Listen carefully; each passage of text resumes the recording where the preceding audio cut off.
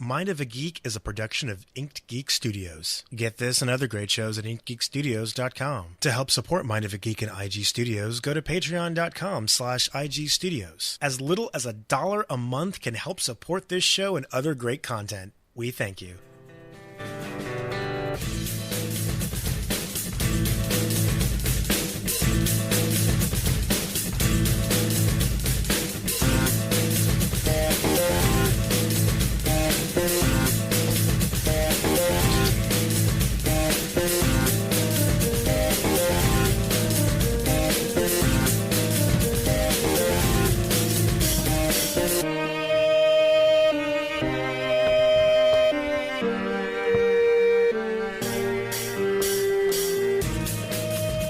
Good evening, everybody, and welcome to the final episode of Season 3 of Mind of a Geek.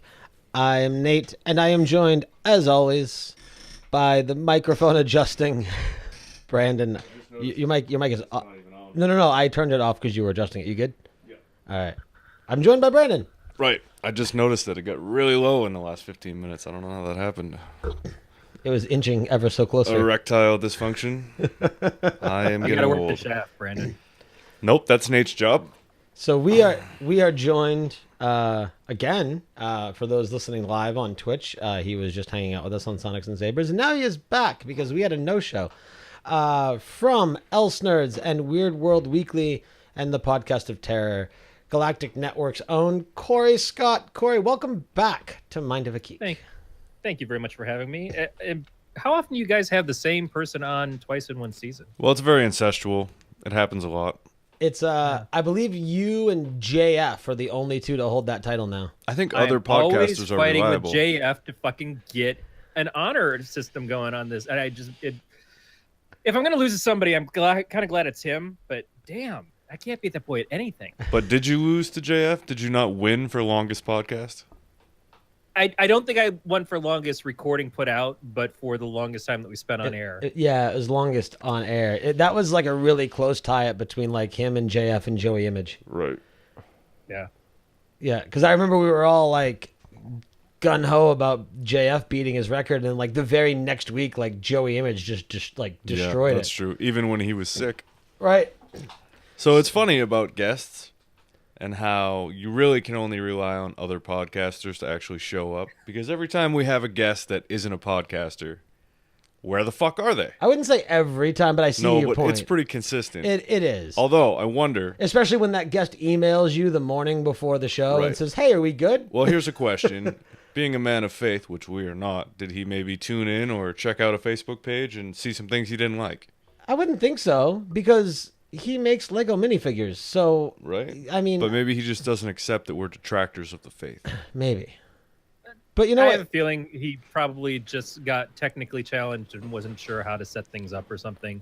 I think his Podcasters kids were Well, setting it up for him. know our way around this stuff. he had said that his daughter was setting his stuff up for him. So I wonder, So- that makes me wonder as to his age. So maybe he fell asleep or maybe something came up. Don't know. Dude, can we not badmouth the guest? I'm not bad mouthing. exactly. I'm just saying. I want to give benefit of the doubt, not only because of I want to give benefit to the person themselves, but also I feel like if he's at all listened to you guys, then he was looking forward to this. Aw. Well, you said it. You know, this sounds a lot like Ashley, but she's putting the words in Corey's mouth. I don't want to eat the dick. I mean, wanna have already, whatever. Doesn't matter. I gotta close Facebook because I was rushing around to do shit, and Hugo keeps blowing me up with flaming emotes. How appropriate. It does fit Hugo quite well. But anyway, Corey, so yeah. I mean, this is going to be very casual, very relaxed. It's just, we're going to... It's just a continuation of Sonics and Sabers. Yeah, basically. The crescendo of. Right? I was telling Brandon before we turned the mics back on, I was like, we should have just kept the Hangouts call going and just played Mind of a Geek intro music and just kept on going. We'll be right back after these messages as we segue seamlessly into a new show. Right? Basically. So Sonics and... So, yeah, I guess we can kind of pick up that conversation. So that... Well, it was Warcraft, so how's it going to end? Well, Warcraft and movies. If you are listening, like, obviously the Twitch people, you're not going to care. You guys have been here the whole time. So... thanks for hanging out. It's really cool. And as I mention every week since we've had this steady following, it means a lot to us. Just while it's on my mind, that I'm sure I'll mention it again. And I think most of you already know that are there, but no shows for 2 weeks. Next week, I will be at Nerdtacular in Utah with like 2 of the people that are in chat right now. And the following week, Totally jelly over that, by the way. Yeah, me too. I'll be working. the following week, I had to swap my days off for some extra time off to be able to go to Nerdtacular. So I'm going to be working that Friday night as opposed to doing podcasts. So this show and Sonics will both return on the 14th, and it will return with Jackie Hearn as our episode 1, season 4 guest to kick off season 4 the way we kicked off season 3. Which, as I mentioned the other night, Jackie Hearn is fantastic. Jackie's awesome. That'll be her 3rd time on the show, so that'll be really cool. And we kind of briefly toyed around with the idea of having it like that'll be like the Mind of a Geek ritual, as season X episode 1 is Jackie Hearn. We start with Jackie and end with Corey. There we go. Wait, is that how season 2 went? I don't know, but that's how it's going to be from now on. Now I'm curious. What was the end of season 2? Let us I don't know. look. But anyway, yeah. So we were talking about movies. Yeah, guys, we I do talked a want little bit American about Warcraft. Gods. What was the That's other movie true. that you were asking about? Power Rangers. Power Rangers. So Power Rangers might come back for a sequel, even though the first movie didn't do very well financially in the theaters, because of the fact that there's toys attached. That's what I think I remember your point was. Correct. It had failed. It for all intents and purposes, it failed in the theaters in the States and in most other places. Yeah. It picked up a little bit in China, and we also either just recently had or just about to have the Japan release, which could serve big money for them because it's Power Rangers. So, but the big thing was the article that was out on Joe Blow a couple weeks ago, and we talked about it on Sonics and Sabers, was that because of the release of the movie, or at least in ties with the release of the movie, toy sales were up like a few 100% year over year. I wonder if in the Japan release, will it be Power Rangers or will it be Super Sentai, Power Bomb, whatever the fuck it's called? I don't know if they get to use that name over there since that's already kind of in place. Right, it's still an ongoing show that we just rip off, right? Yeah. Same Haban, or whatever the word is, they got the rights to. I remember there was a show probably about 10 years prior, maybe not quite that long. It used to play on Nick at Night on Saturdays, and they used the same footage, but it was more like a voiceover thing, not quite like Mystery Science Theater, but where people were voicing the characters and the costumes and everything, but it was all very comedic, and they would play a lot of Bon Jovi and Rat. Like I remember hearing In and Out of Love every time they'd form the robots together for some reason. And Really? when Power Rangers first was going to premiere, I thought that's what the show was. I'm like, oh, this thing's great. And then all of a sudden Power Rangers shut up and it's for little kids. And I said, oh, this isn't at all cool for me. That was on Nick at Night? It wasn't on Snick? No, I think it was pre-Snick. Yeah, Snick Really? wasn't around back then. First I've heard of that. That sounds I awesome. No, I'd missed. Sorry, I actually got an email from Paul, so I was just letting him know that, we have a pretty active live audience. So when I didn't hear from him at 9:30, we kind of had to improvise, and I'd love to reschedule. So I was just sending that email. I missed the show you were talking about. I don't remember the name of it, and that's the unfortunate thing because I've looked for it over and over again. But it's basically the same kind of footage what they had in the first season of Power Rangers, where they were taking the footage from overseas and And this was on Americanizing Nick it. at Night? Yeah, except they didn't, and I don't even know if it was necessarily Nick at Night, but it was on Nickelodeon on Saturday nights. Oh, okay. And they would turn it into, it was all done as humor. So it was the footage that you were seeing was all of them fighting and stuff, but they were cracking jokes the whole time, and it was done for comedy effect. See, they were playing all these 80s hair bands. All I can think songs of during it. all I can think of is that that show where it was Christ, it was like one of like the Iron Man shows or something like that. Not Iron Man, but where you have like the ninja, the one where they do like the obstacle course competition thing. Ninja Oh, Warrior American type Ninja shit. Warrior. Like the Except Ninja- you're talking about Most Extreme Elimination Challenge. Yeah, where it was all dubbed over to be ridiculously yeah. funny. Yeah, MXC. Yeah, that was really funny. Okay, we so- went to a but it Turkish wasn't place last that. week, and I kept wanting to order baba ganoush just because it was a recurring joke on that. No, it wasn't that. It was actually the Super Sentai stuff, or at least something shot incredibly similarly to it, where they formed a big robot towards the end of it. Right. They were just overdubbed, and it was hilarious dub work. Yeah, I don't think it was Nick at Night. I grew up watching Nick at Night, and that was all like, man, Nick at Night is absolutely ruined now. I tell you. Yeah, childhood is Sweetie, not what it was. Remember, I'm like 20 years older than you. Oh, that's true. That's true. No, are you? I'm 45. So you're like 10 years older than Yeah. me. Okay. Yeah, because see, I grew up, and I'm talking like single digit age. Like that was what I did with my grandmother. Like it was What did you do with your grandmother? watch Nick at Night. That's what I did too. Yeah, it was I Love Lucy and I Dream of Jeannie. It was always summer block parties, and- man. oh, Bewitch yeah. Be Wednesdays, Genie Yep. Thursdays. Oh yeah. Yeah. And then it was Taxi and the Lou what was his last name? The spinoff. From Taxi? No, from Mary Tyler Moore. Lou Grant. Lou Yeah. Grant. Yeah. He had his own spinoff, right? But yeah, no, so Nick at Night. So I don't think it was Nick at Night show. Man, we could spend a whole episode talking about that. Man, Nick at Night, that brings back memories. I love those old black and white shows. I love that they're on like Netflix and Hulu and stuff now too. Right. There's nothing wrong with going back and watching some old Dick Van Dyke. Can we just cut that down a little bit? Take off the Van Dyke. We'll use that as a drop. Something like going back and watching some old Dick. So watching old Dick. So my wife keeps doing. I zines love and that he stuff. did something with that. Yeah. Yeah, she keeps. She's been doing really lowbrow art, which is why I keep wanting to get her on the show. And she got picked for another zine the other day, and they wanted to get the most disgusting stuff they could think of. Now, one person's disgusting is another person's joy. So I want to point that out ahead of time. But my wife chose to illustrate a lemon party. Is that on her Instagram account? I don't know that she's posted it yet. And I don't know if Because she's there's actually nothing but decided gold that that's- there. Now, what I have she's to gonna claim stick with. ignorance.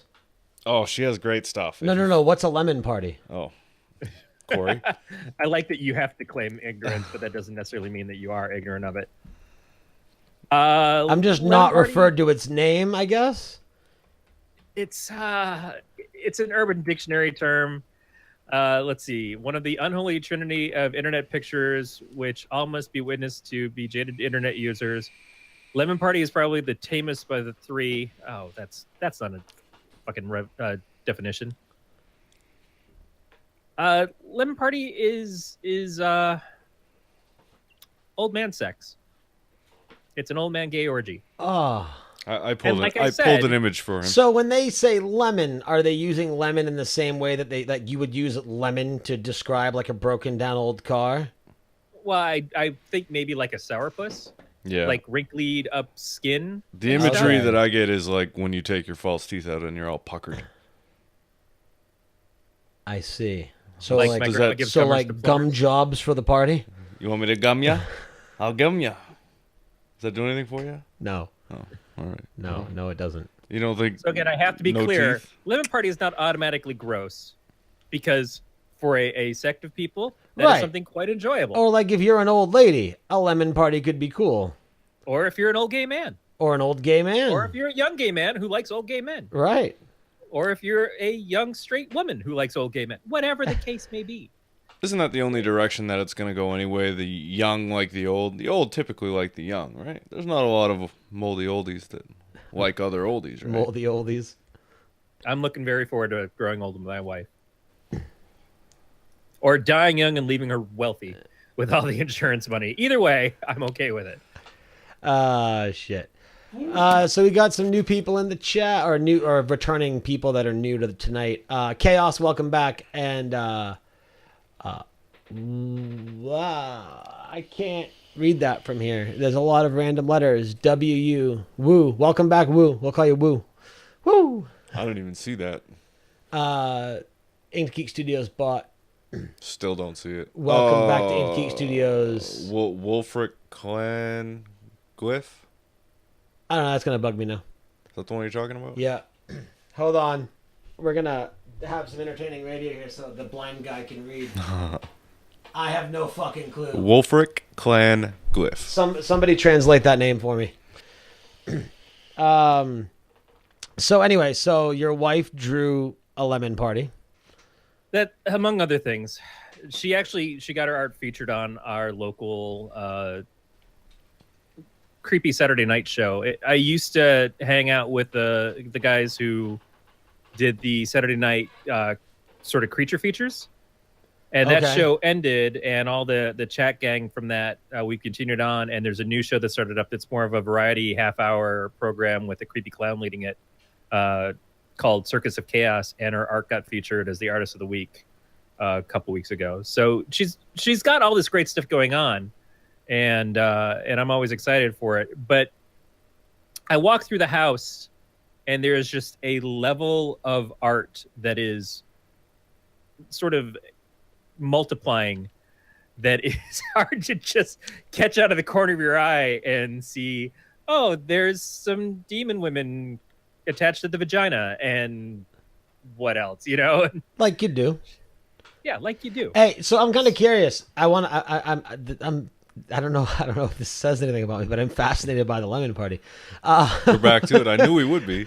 So how does one draw a lemon party? Well, I assume that you use watercolors. I don't know. Lemon juice? No, but like, so what is she depicting in the art? Like, is she drawing old men? There was definitely in the initial try at it. There was some man on man making out. Right. Now, is it like caricature or is it like realistic? Is it a still life? What's going on? What's going on in your living room? Is there a pedestal and some old It's just a fellas? captured fantasy. It's all right. Straight out of the hearts of you. So what you're telling me is she's really excited for you to get older. I don't know, man. That's the thing, is like for her first, the zine that she is in charge of is about to come out. So she was brought into this verse scene, and just some of her already existing art was featured in that. And then the guy who made that one wanted her to develop her own zine. So she got a bunch of other female artists to go with it and work in it. And the theme, basically the name of the zine became Let Them Eat Cock. And so it's just penis on every page. What a perfect place for Sandman to join. Believe me, I want to send you guys a copy for all the dick talk that we've had when you guessed it on Podcast of Terror. And so it's come up more than once, so to speak. Well, what is she using for a model? And I'm like, it's not me. It's definitely not me. It's way too giving if that's the case. A dehydrated banana. Right. She, don't. It's good to have humility, but she must see you through rose-colored glasses, right? Amy is quite impressed with the girth of it all. The girth of it all, and Sandman is excited. More cock. Yes. It is a very impressive book. She's got an amazing level of talent that's all joined into this, and I love the fact that it's all women drawing it, and I also love the fact that we live about an hour from San Francisco, because I'm sure it's going to sell like fucking gangbusters there. Right. It's such a work of beauty and innocence and purity. That describes that book about as well as that describes me. I got your next tattoo picked out for you, Nate. Yeah. Oh man. I'm scared. Yeah, no, that's cool. Yeah, you should definitely get her on, have her come on the show. That would be a lot of fun. Yeah, I pitch her stuff all the time, but I've been trying to get her on here just to get her out of her shell a little bit. Right. Because she's hilarious. Well, we discussed, like, when you and I and Gregor talked Wednesday night, we had discussed, like, my idea for season 4 and forward for this show. Like, by all means, both of you come on. Yeah, that'd be if great. That makes her more comfortable. Yeah, I mean, I'd like to set her up in this room because it's got the mic and everything, but I'd at least sit in the chat on my laptop or something in the other room. Right. Support Yeah, her. definitely. Well, season 4 is booking, so if you can convince her, get her on. Just get yourself booked and be like, by the way, I booked you for this show for this night. Right. So, but no, that's cool. Having artists on is fun. I like to see different art. I mean, we have Hugo, who's the resident artist, and then what's that look on your face? Oh, nothing. Go ahead. I'm so lost. No, you Well, I just think want to that see a the women whole- party. I didn't say that. Get her on. I like art. Yeah, you like art. He also likes turtles. I think I that we've like got turtles. quite an eclectic little group of creatives, though. I mean, the fact that a lot of us make shows is creative in its own way, but then you look at JF as the writer and what Amy does with her pieces, and what you guys do with figures and stuff. It's a lot of artistic people who respect the art of others and want to encourage that. And that seems like most of what I've heard on Mind of a Geek is people who make art. I think we if excel it's at being Lego the figures, conduit. or Yeah. if it's Jackie's puppets, it's all artists in some way. Yeah, no, it definitely has kind of become the what's the word I'm looking for? Catalyst. Well, I was looking for like motif, but I don't know if motif would be No, that accurate. works all right. Yeah, like the motif The of the theme- show, the theme of the show. yeah, where it's like, and that's exactly it. Like people come on and share, and it's funny, like within the small community, there are so many people that know of the other people already, but there's always the one or two that might catch and learn about something here or something there, and I You gotta like take Ashley. She's a prime example. right. I Like mean, we introduced Ashley to all of us. Following me to you to this, she's come a long way in finding a lot of new people, Right. more entertaining people than us. So Right. We are the stepping stone Mm-hmm. to a brighter Well, I future. mean, if you're gonna judge a show or a network strictly off their fans, you can't do any better than Ashley. no. You know, if that's the example of like, well, tell me about Ink Geeks and everything. Well, let me introduce you to their biggest fan. This is Ashley, and Ashley's fucking awesome. And so that says a lot about you guys, as much as it says about her. I think it doesn't hurt that I see her 3 times a week when I'm working, and I get to reinforce the fandom. Hey, don't forget, we're your friends. Is that what we're calling it now? Friends? Reinforcing the fandom. I'm so tempted. I don't want to eat the dick. Boy. I don't have time for that. No, but I mean, I met you guys through Matt getting you on Pot, and I think you'd been on Sci-Fi Geeks Club or something before that. He met us on pot. He got us Yeah, on the pot. got us- Sci-Fi Geeks Club was the first thing we did, yeah. And that's how I met JF. That's how I met Amy. Well, I think that's how I- I met a lot of you guys. I think- and I think it's such an Speaking of amazing JF. group of people to be a part of. Hey, J Dubs, welcome to the chat room. I think you and I spoke for the first time when I was on Sci-Fi Geeks Club, because I somehow weaseled myself an interview into that show. Well, I remember you being on Sci-Fi Geeks Club, but I don't think I was on the episode because I was only occasionally guest on Are there. you sure? I think Because so. I think that was when we spoke. maybe I'm pretty. that's certainly where Matt got you from. Or that maybe that's what it was. Maybe it was Matt. Yeah, it was Yeah. Matt. Because I felt like he that's right. I knew it was one of you. Because Yeah, you're Matt's so been the- interchangeable. Matt is definitely the one who grabs all the guests. He's the one who goes out there and looks and finds people and says, "Oh, I think you're really cool. Why don't you come be on my show?" And has been on top of that sort of stuff. And I've asked one person myself to be on the show, but I'm such a chicken shit I haven't even followed up with it. Right. Well, I've asked 2 people if you include the person who hate tweeted us. Well, don't feel bad because every time I book a guest, they don't show up. See, and for me, it's a lot of it is, and I have so many close friends, a handful that are in the chat room right now. Oh, they're not your friends. That like I have self-doubt issues, so like when I'm asking people and like sending follow-up emails and things like that, I feel like I'm bothering people, because like especially with people whose numbers completely blow ours out of the water, and I feel like I'm just wasting their time by asking them to come on the show. And I know that that's not the case, but that's one of my own that's one of my few personality flaws. I don't No, buy feel that you. shit for a second. When I had when we had Tom on Elts Nerds, it was all I could do not to just cry and do the "we're not worthy" thing at him the whole time, because it's Tom Merritt. Right. You know, this is Tom Merritt may not have been one of my biggest influences that got me into podcasting, but he's certainly what I've tried to aim to be in podcasting, Right. since discovering him and listening to him all the time. Right. So humble. Well, I had to counteract me insulting myself with a humble brag. But, Yeah, I'm always amazed that we have this many viewers and this much interaction, and they buy into our bullshit. Right.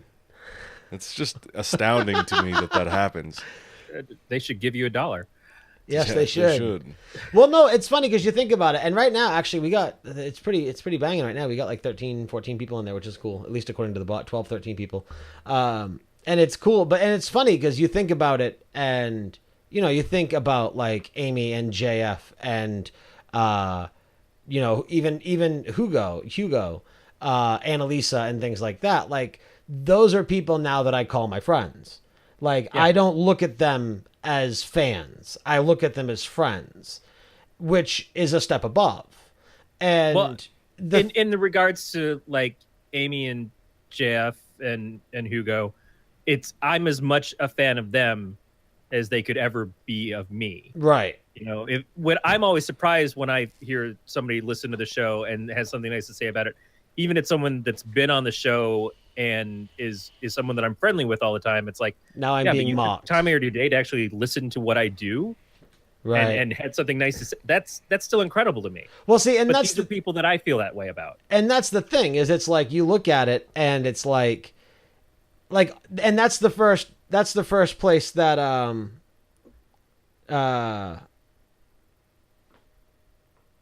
what am I trying to say? Yeah, so that's the first place my mind goes, like, oh, so my friends are coming in here to be nice. You know what I mean? Like that's the first thought. I'm nothing if But- not self-deprecating, and I think Corey, of course, because Right. Corey's awesome and his show is entertaining. Right. We suck. So what are they doing here, man? Right. I mean, not to fillet you too much, because I was doing that, but I've been saying how impressed I've been with you guys on this show in particular in the way that you interview people. Because the way that you interview people that you know is one thing, is a casual conversation. That's kind of like what is my jam anyways, listening to shows. But when you interview people that you don't really know, you do a really good job of it. You keep them part of things. You keep it light, but you also stay focused on them. You're very inviting. And I think that that's a skill set that not everybody who does this has. And I really appreciate that about your programming. Well, we're speechless. I don't know how to take compliments. No. No, that means a lot. And actually, and I give him credit all the time, and he always gives me crap when I give him credit.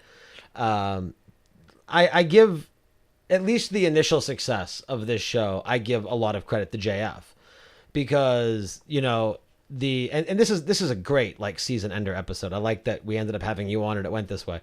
I started podcasting in 2014. It was Geek Access from mid 2014 up until the tail end of 2015. And then it was December of 2015 that this show started. And at what is now season 1, episode 1, it wasn't seasonal back then, so it was just episode 1. I had asked JF to come on. JF, I had, and even then at the time, like we were probably on the verge of becoming friends, but like we were still more just like tadpole acquaintances, at that point in time.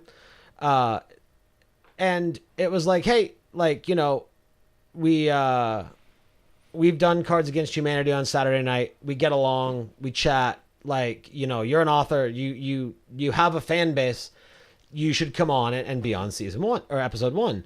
And he was more than happy to come on. And then I remember, like, I had never interviewed anybody before. Mm-hmm. I had never, granted I was going to have a guest, but as far as running the show, like I was solo micing it. But that episode went really well.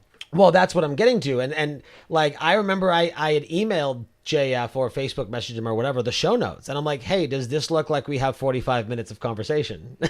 Little did you know. And it wound up being almost a 3-hour episode. And I was like, well, shit, I guess I got this.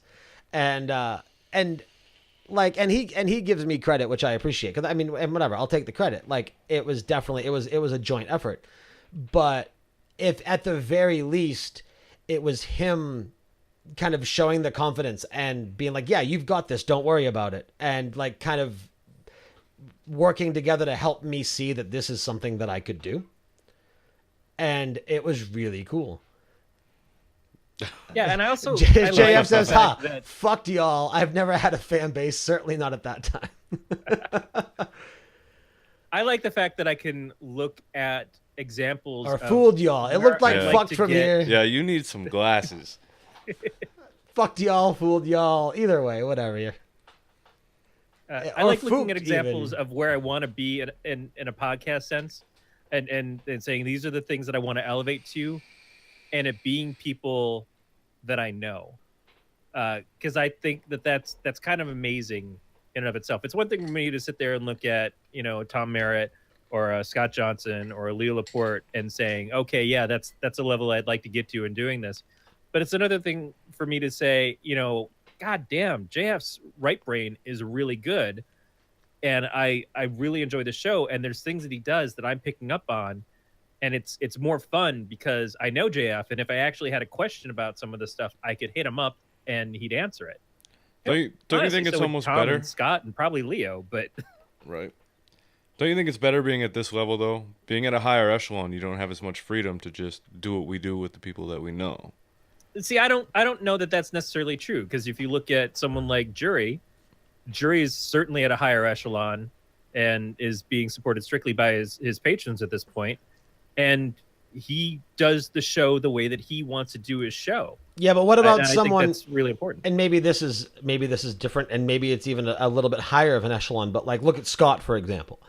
Now, I only started listening to Scott in like 2013, 2014, but I've heard from people who have been listening to him since the beginning of Morning Stream, and then even pre that with My Extra Life Radio, and they said that there is a very clear difference between like Scott now and Scott then, and it's not just skill and time and experience, but it's like fun podcaster Scott, Right. strictly businessman Scott. So it's a matter of free form versus I do this for a living now, so I have to be on. Right. Yeah, I can see that. I can absolutely see that. There's certainly a point where you get to, do I want to say this thing that might piss off a certain percentage of my fans so that they don't want to listen to me anymore? Or do I want to say this thing that's going to cause me to wind up in the media zeitgeist and be looked at in a weird way, and people are going to disassociate me from the show, and or just like not be able to disassociate me from the show, rather. I can understand that if it becomes your whole reason for being, but I still think that Scott got to a place where he wanted to be. That was his goal, is to be that guy. Right. But you have to ask yourself, if we were Scott Johnson, could we really go on there and talk about lemon parties? Right. Well, I don't know. They did have that pretty ridiculous German joke a few weeks ago. You still listen? Okay, let's talk about this. I've talked about it a couple of times, but I need to talk about this. Do you listen to TMS still? I listen to it sometimes. Usually when I'm at work, I listen to it live. I don't have enough time in my day to listen to all Hold the on, podcasts. that I want JF to. wrote a paragraph. Bring JF in. Well, There's your season finale. Well, right when you there. rely on your podcast to help pick your kids' college and pay your mortgage, yeah, no, that's true. No, that's certainly true. And you're all, like Brandon had said, you're always on at that point. It almost makes me think of, and I know I was going somewhere else, but that's fine. It almost makes me think of what pro wrestling used to do, like back when kayfabe was a thing. I don't know. I don't know if we've talked about wrestling, or if you are or ever were a wrestling fan.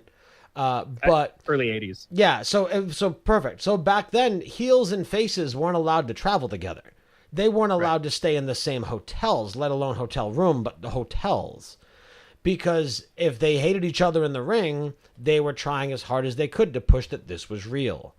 And so even outside, like now, you know, Undertaker loses to Roman Reigns at the most recent WrestleMania, and then they're seen grabbing a beer afterwards because there's respect there. Do you know what I mean? Or they're friends or whatever. But prior to that, you had to be on all the time. Yeah, I can't. Dermodius01, welcome to the chat. Hello, mate.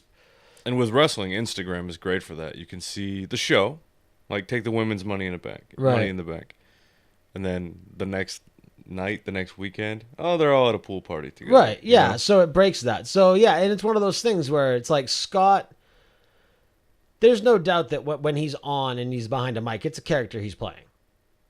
And it's one of those things, and it's like, but whatever, and that's fine. There's nothing wrong with that. I mean, I got into it's his radio personality, and I feel like Scott even has different personalities based on which show. The he's on. show, yeah, because like Film Sack Scott is different than TMS Scott, Right. But I've said this before. I have a different personality to some degree. I have a cleaner version of myself at work than I do hanging out with friends, than I do on a podcast, than I do at home. But they're all still me. You know, It's never like I'm being fake in any of those situations. I'm just, there's places where I can amp it up, and there's places where I have to pull back a little bit. Right. I have a hard time partitioning myself like that. I'm basically like this all the time. Yeah, I'm fortunately in a position where I don't really have to. Like, I try and not be as awful. vulgar around the kids. But I don't have kids, so I don't have that problem. But other than that, like, I work in a government warehouse. I can say whatever the hell I want. And I'm a truck Right. driver. I'm IT. Yeah. So, I mean, I'm fortunately in a situation, but I get that. Like, there was a stint for a couple months, tail end of last year, where I went retail window for the post office. And that was exactly like, yeah, I mean, I had to watch what I said. Yeah. Any new job I start at, I have to give myself at least 2 months before Corey can come out. Right. Because you don't know the situation. You don't know who might get offended at the things you do. Like, I make off-color jokes all the time, not like racist jokes, but just jokes that are not appropriate. Right. And I almost can't help myself. I sort of don't want to help myself. You know, I don't drink. I don't smoke.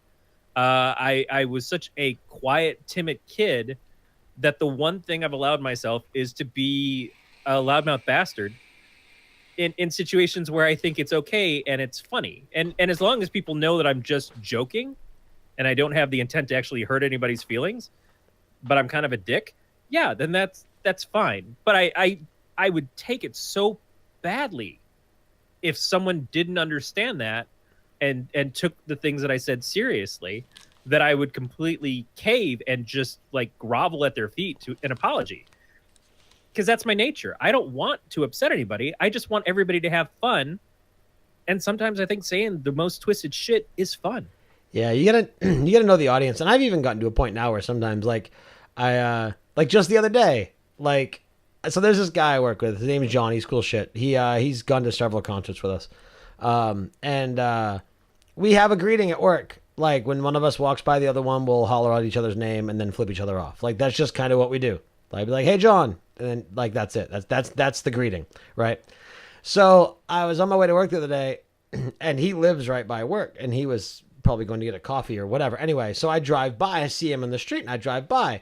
So I honk the horn, and I go to do our usual greeting. I honk the horn and flip him off. And as I'm flipping him off, he, like, sees me and smiles. He's like, hey, Nate. And here I am flipping him off.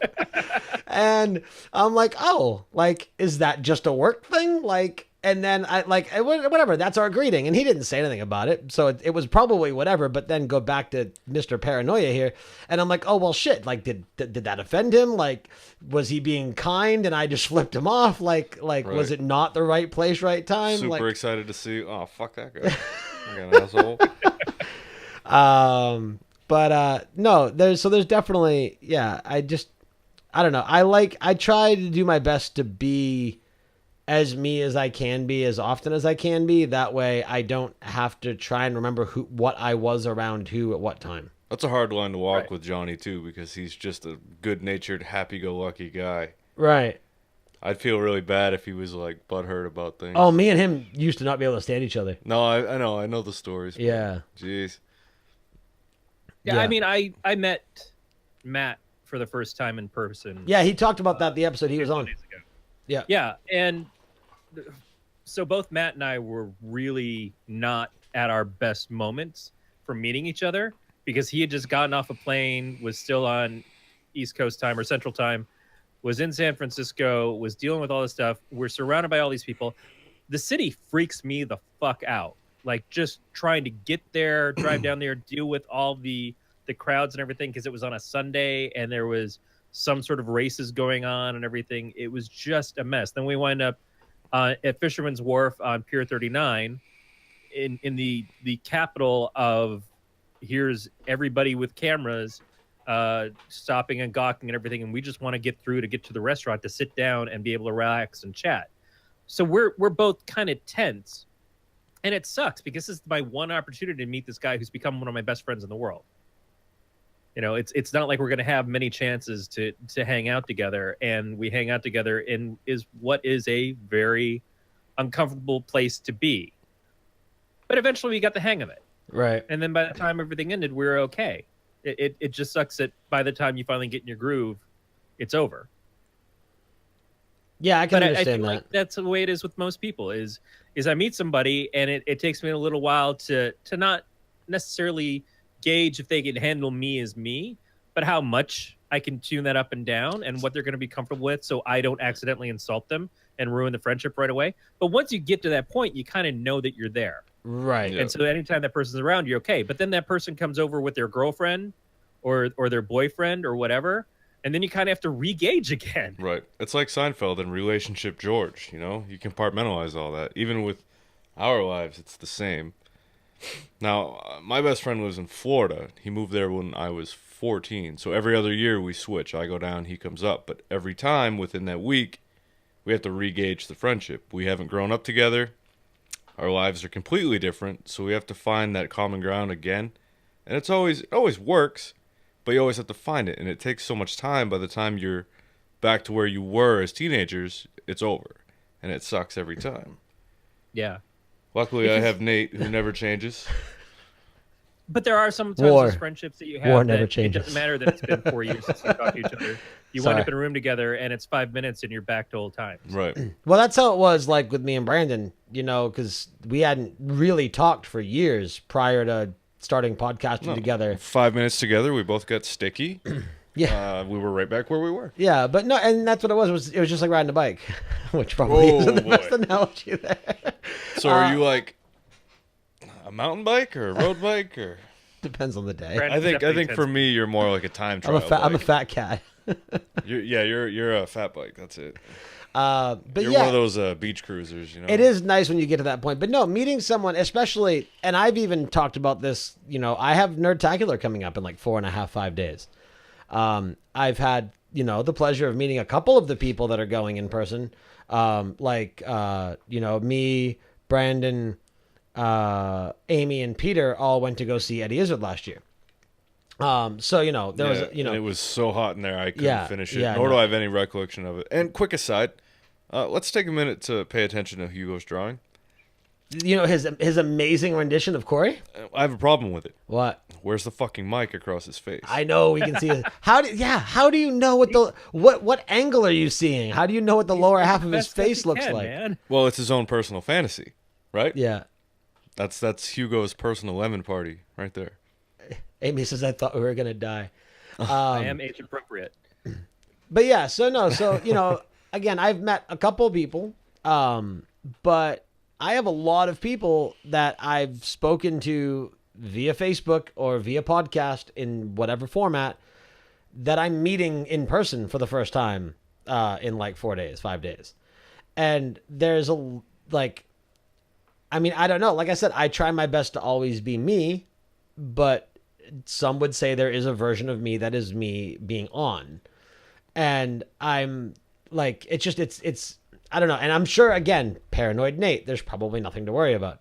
But it's just one of those things. And it's that, you know, gauging it, figuring the levels out. Now, fortunately, with podcasting, especially like this, there's a level there that goes beyond like texting. Right. Or There face- is, but this is a quick disconnect. This is not reality in there they are in real 3D, Right. right? I can't just. Well, we can do VR podcasting. I can't. Yeah. Well, I can't just Scott Johnson goodbye this shit. I'm here. You know. Oh, that's nice. I feel better now. There's a black hole on your face. Look, he's even got it off-centered correctly. Nope, that's perfect. Red Sox win Nailed it. 9-4. Thanks for the spoiler. I don't care.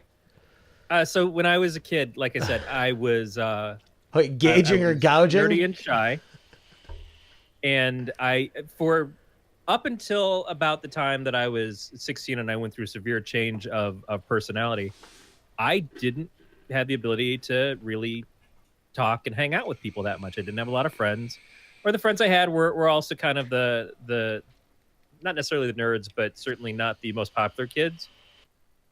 But at some point or another, my phone number got handed off to one person, then got handed off to another person, then got handed off to another person, and then I had people calling me all the time.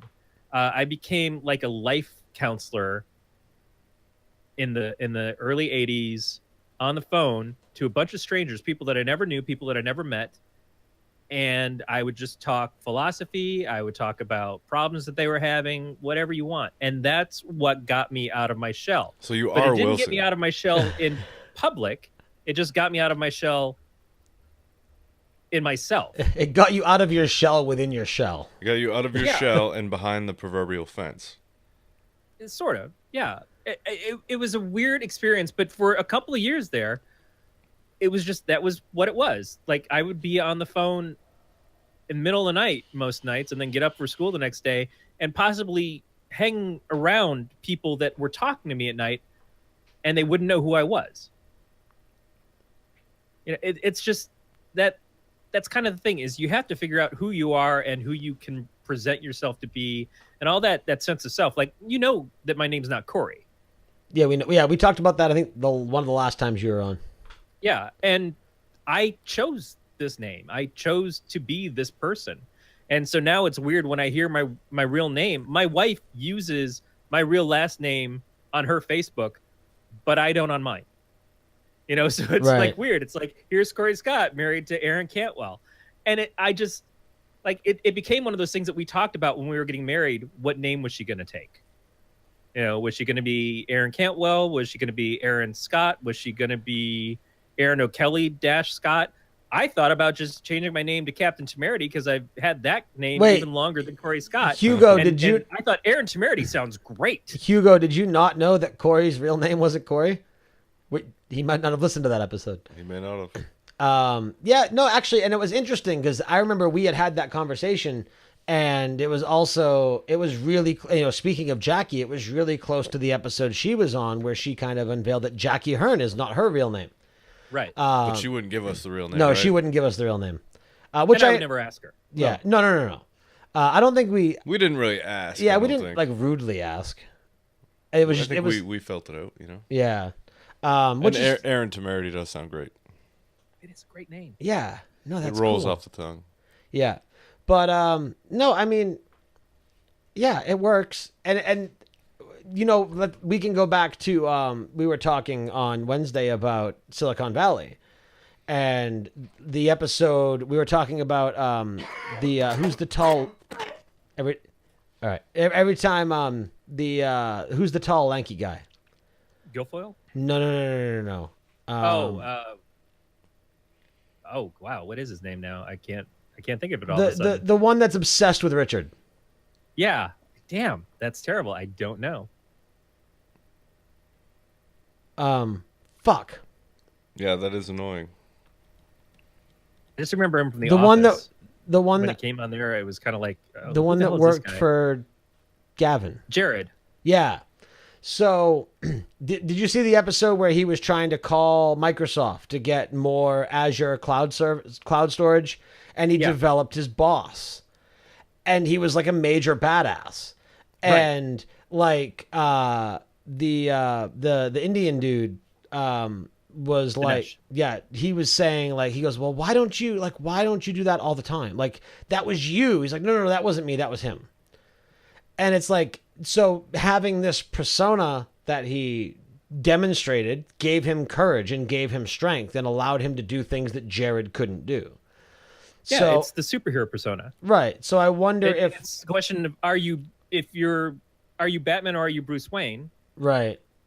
And then are you Clark Kent or are you Superman? So does it have any connection like that? Whereas like, and if I'm phrasing this the wrong way, please let me know. While you are quote unquote presenting as Corey, if you do something that is embarrassing, or if you do something that is perceived as being stupid, or whatever the case, something negative, does it give you more courage to attempt it? Because if something does backfire, it's not the quote unquote real you, it's Corey. Like where does that fall? No, it's actually the opposite. I was so uncomfortable with who I was growing up. And believe me, my real name, I didn't go by anyways. Right. I had a nickname as a kid. My family never called me Donald, even though that's my dad's name, that's my grandfather's name. It just wasn't used. I was called Chip or Chipper. Right. So I was already not used to using my real name. But in regards to being Corey, I lost a ton of weight one summer. I started growing my hair out. By the time I went back to school the next year and started going by Corey, and it just kind of happened at the same time, I looked completely different. A lot of people didn't recognize me. I had people talk to me about Donald Cantwell like I wasn't that guy. And so all I felt is that this is who I'm supposed to be. Okay. I finally get to be the me that's been locked up and didn't know how to be for so long, and probably didn't know that I was for so long because I was so detached from everything. I was in my head a lot, which I still am now. Right. But I didn't know how to express myself. So it's kind of like you broke that other personality free and gave it its own identity in a way. Yeah. Yeah. But it's the real personality. I Right. don't ever see being Corey as hiding, except for maybe debtors or something. Just this is who I am. And that's why it's so easy to find Corey Scott everywhere. You know, because there's no reason to even look for Donald. That makes sense. I get that. The Deep Podcast. Thanks for the follow. Appreciate it. Hold on. I'm gonna do this from now on every time there's a new follow.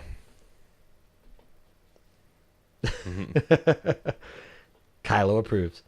But yeah, no, that's a really interesting what JF said. JF says JF can't talk in front of crowds. Solution: when in front of a crowd, don't be JF.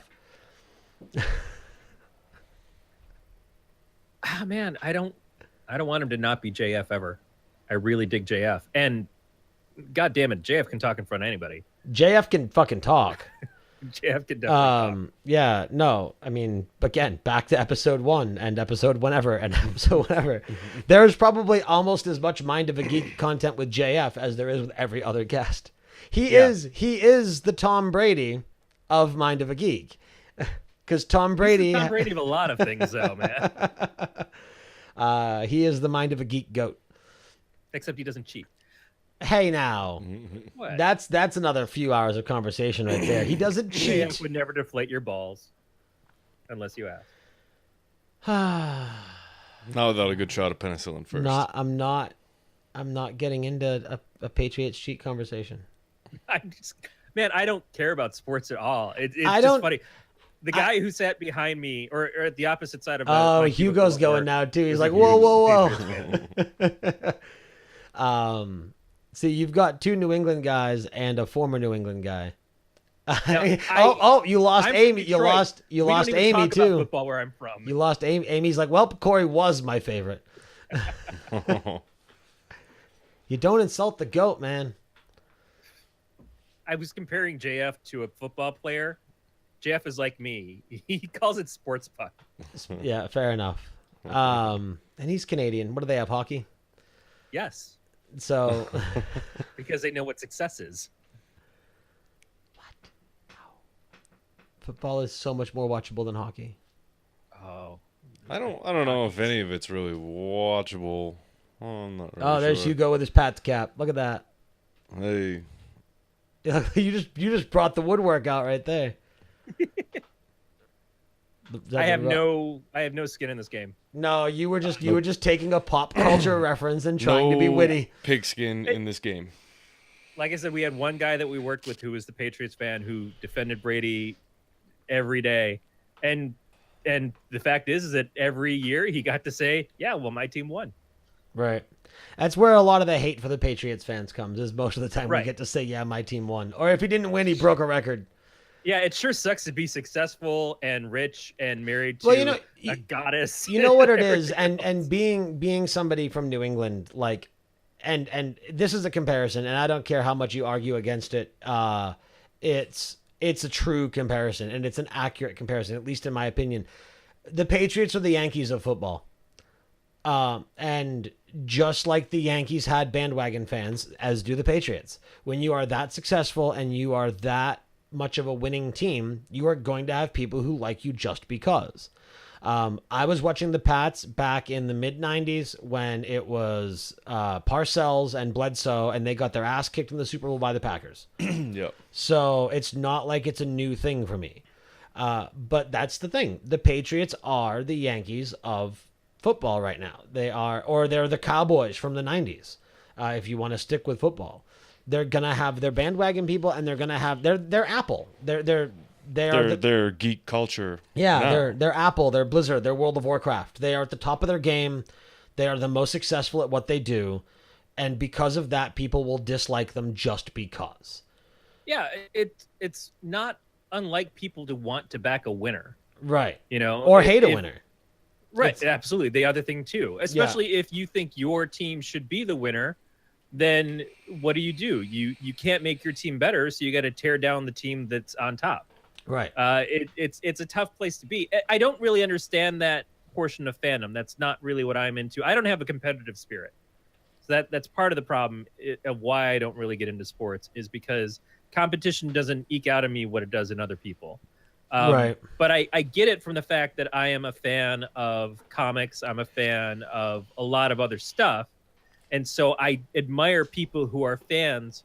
I just sometimes don't always get the reasoning as to why they're fans of certain things. Right. You know, the hometown thing, I guess, is the easy way in. Right. But if you've moved, are you loyal to the hometown that you lived in or the hometown that you live in now? How long are you hold on 1 second, sorry. How long are you guys going for? I got a thing I might want to plug if y'all are open to it, but it's not ready yet. Give me an idea of when it will be ready, and I will let you know if I can last that long. Yeah. I was thinking maybe I would drive home and then rejoin on my own. If you want, by all means, because, I mean, I'm good. I think Corey's probably good. Corey's a talker. I'm good. I don't know if you had anything planned. I know you're, because it's only 7:30 for you, right? Yeah. So I don't know if you had anything planned. I know we just kind of pulled you in here out of nowhere. It's like, hey, get in here. My plan was to sit and watch Ink Geek tonight. So Well, there you go. I love that. That's 20 minutes would be perfect because I'll make it home in that amount of time. Cool. All right. I do.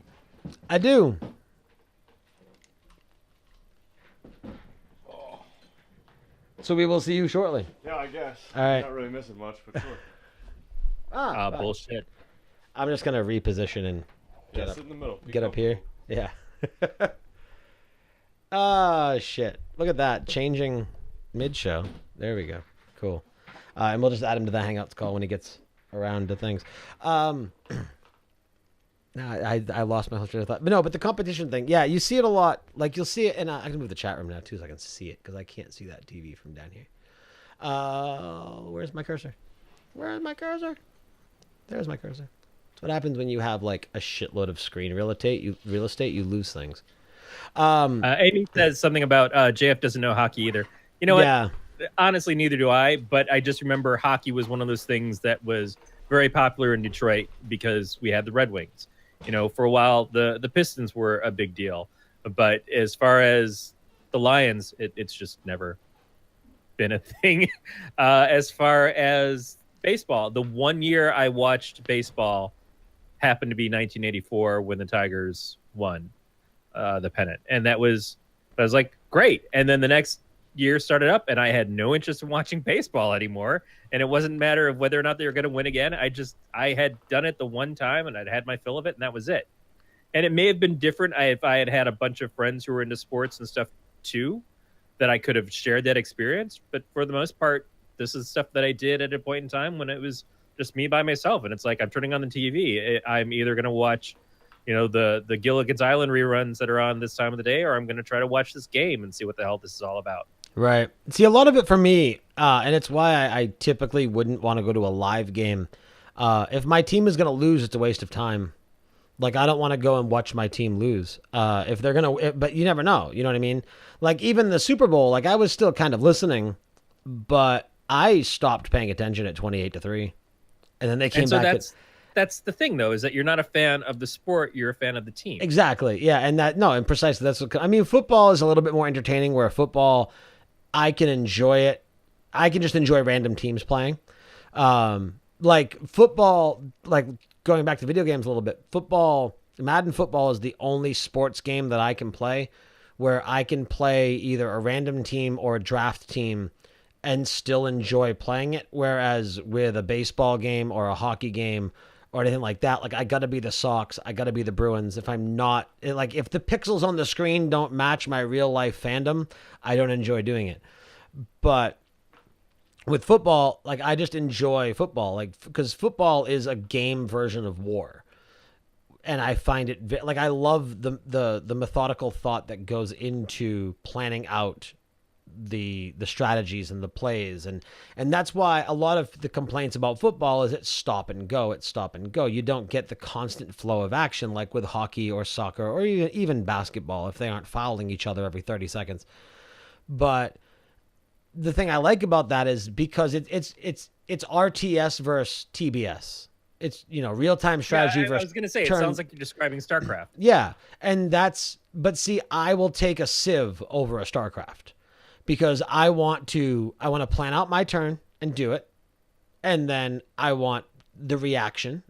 And then I want to gauge what I do based off that reaction. So, and I mean, again, I know that like a StarCraft is the same idea. It's just all happening in real time. So it's, I mean, maybe I don't think fast enough to be good at that style. So I prefer turn-based. That is also the first time I've ever heard you say that you would take something over a Blizzard game. I don't like StarCraft.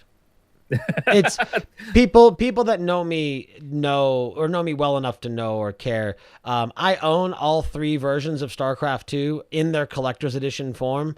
I maybe have logged 20 minutes. I literally only own them to get all the stuff for the other games. I love the story. I would love to see a StarCraft movie or a StarCraft comic book. I think there are books. Yeah. But I just, RTS isn't for me. I back in the day, Command and Conquer, sure. Or even Warcraft. But now, like, everyone's like, oh, give us Warcraft 4. I'm like, why? Like, give us more World of Warcraft. Like, put that team there, or give us more StarCraft or something, or do something else with the Warcraft universe. But, I mean, I'm sure we'll get a Warcraft 4 RTS at some point. No, that's what I felt, too, is that I tried out Warcraft, and I'm like, no, I think I'm a Diablo guy. Oh, Diablo for sure. Yeah, man, are you excited about the Necromancer? Are you playing D3 actively?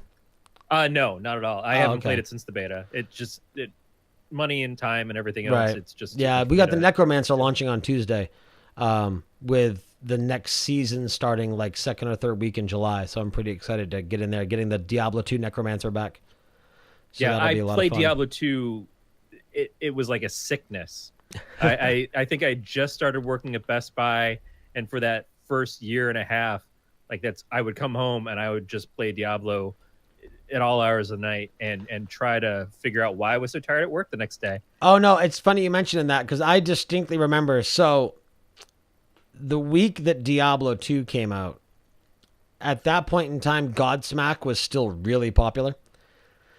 It was, while they were really popular, but they weren't quite popular enough to get like an average concert venue. It was more of like the local, like what you would dub a state theater.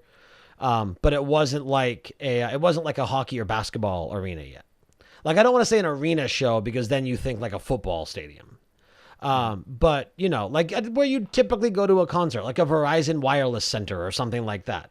Or I guess Staples Center kind of would be similar. But they were at like a local, like it's not quite a club show, but not quite a hockey rink show. Anyway, whatever. So they had a concert and it sold out, and I had tickets to it. And then because it sold out so quickly, and because their new album Awake was either out or coming out, they did a second date the very next day, which I also got tickets to. And Diablo 2 came out like the day before that. So it was like Diablo 2, no sleep, Godsmack, Diablo 2, no sleep, more Diablo 2, Godsmack. Like by the fourth day, I was pretty dead. Really quick, one thing I wanted to touch on that we kind of got away from, back to the whole competition and hating the winner. And this is my team and my team's not doing any better, so I'm going to hate your team. E3 just happened, and that's something that we see a lot there. With the console wars, and then hashtag PC Master Race and all that stuff. And everyone that knows me in the chat room is gonna laugh. I hate it. I really do. I feed into it like no tomorrow. Like I will go on there and troll the fuck out of people. But I mean, can't we all just be gamers? Like I'm not gonna start shit. But I will continue it if somebody else starts it. I mean, can't we all just agree that PC is better than all of them, and that we're all just gamers? And PC's better than all of them in the fact that it's capable of so much more, but PC's worse than all of them because of the investment that you have to keep making into it. Whereas if you... It doesn't make it worse, it just makes it a larger commitment. You know the games are going to play on that console. Right, but for the next endless amount of time, the games will play on PC. There's no argument for backwards compatibility on PC. Well, until Windows finally says fuck it, and we're not going to support anything. Yeah, but there's always emulators. No, Seashell 22, welcome to the chat. A lot of that for everything, and I kept waiting for Steam to put their console out because that's what would really be the dream. There are Steam consoles out. The Steam Box. The Steam Box isn't quite there. No, I get what it's supposed to be, but it hasn't caught on. Right. And there's been a few Phantomware devices that were supposed to be that. But because I worked at Best Buy, when I started there, I think I wound up getting a used Dreamcast. I got a Dreamcast and I got the used first PlayStation. And then I had a GameCube. Now, when you say the first PlayStation, I assume you mean the PSX, not the PS1. Right. Okay. And then it was the experimental PlayStation. Yeah. When the PlayStation 2 came out, I stood in line to get it for who's now my wife, but was my girlfriend at the time. And then I lied to her about it. And said that I went and hung out with friends, and she's like, "You wouldn't have hung out with your friends instead of hanging out with me, you fucking dick." And then later on, when I gave it to her as a gift, she like, "I thought you said you didn't get this," and I'm like, "Yeah, I lied." Really quick in the chat. So JF says PC has its advantages. It's more expensive, and there's something to be said for popping a disc into a box and knowing it's going to work. I don't disagree. I mean, It's funny, JF. Well, really quick. Amy says the Dreamcast was great and that Seaman was a great game. Which Seaman's a great game. They're supposedly making a remake of that or a sequel or just a modern version of it. I read something about that. It's funny that I hadn't heard about that game for years. It's funny that you should mention it because I just read that article a few days ago. What did the Dreamcast? Was it Phantasy Star Online that was on the Dreamcast? PSO, yeah. That thing was a fucking bear to try to play. Yeah, there was a lot of... Man, the Dreamcast had such potential. Yeah. It's funny. So really quick, in regards to what JF said, JF, it's funny that you mentioned that because I spend a lot of money on my hardware. Anyone that knows me knows that. It's no secret, whatever. That's not a humble brag. It's just, it's the point of my story.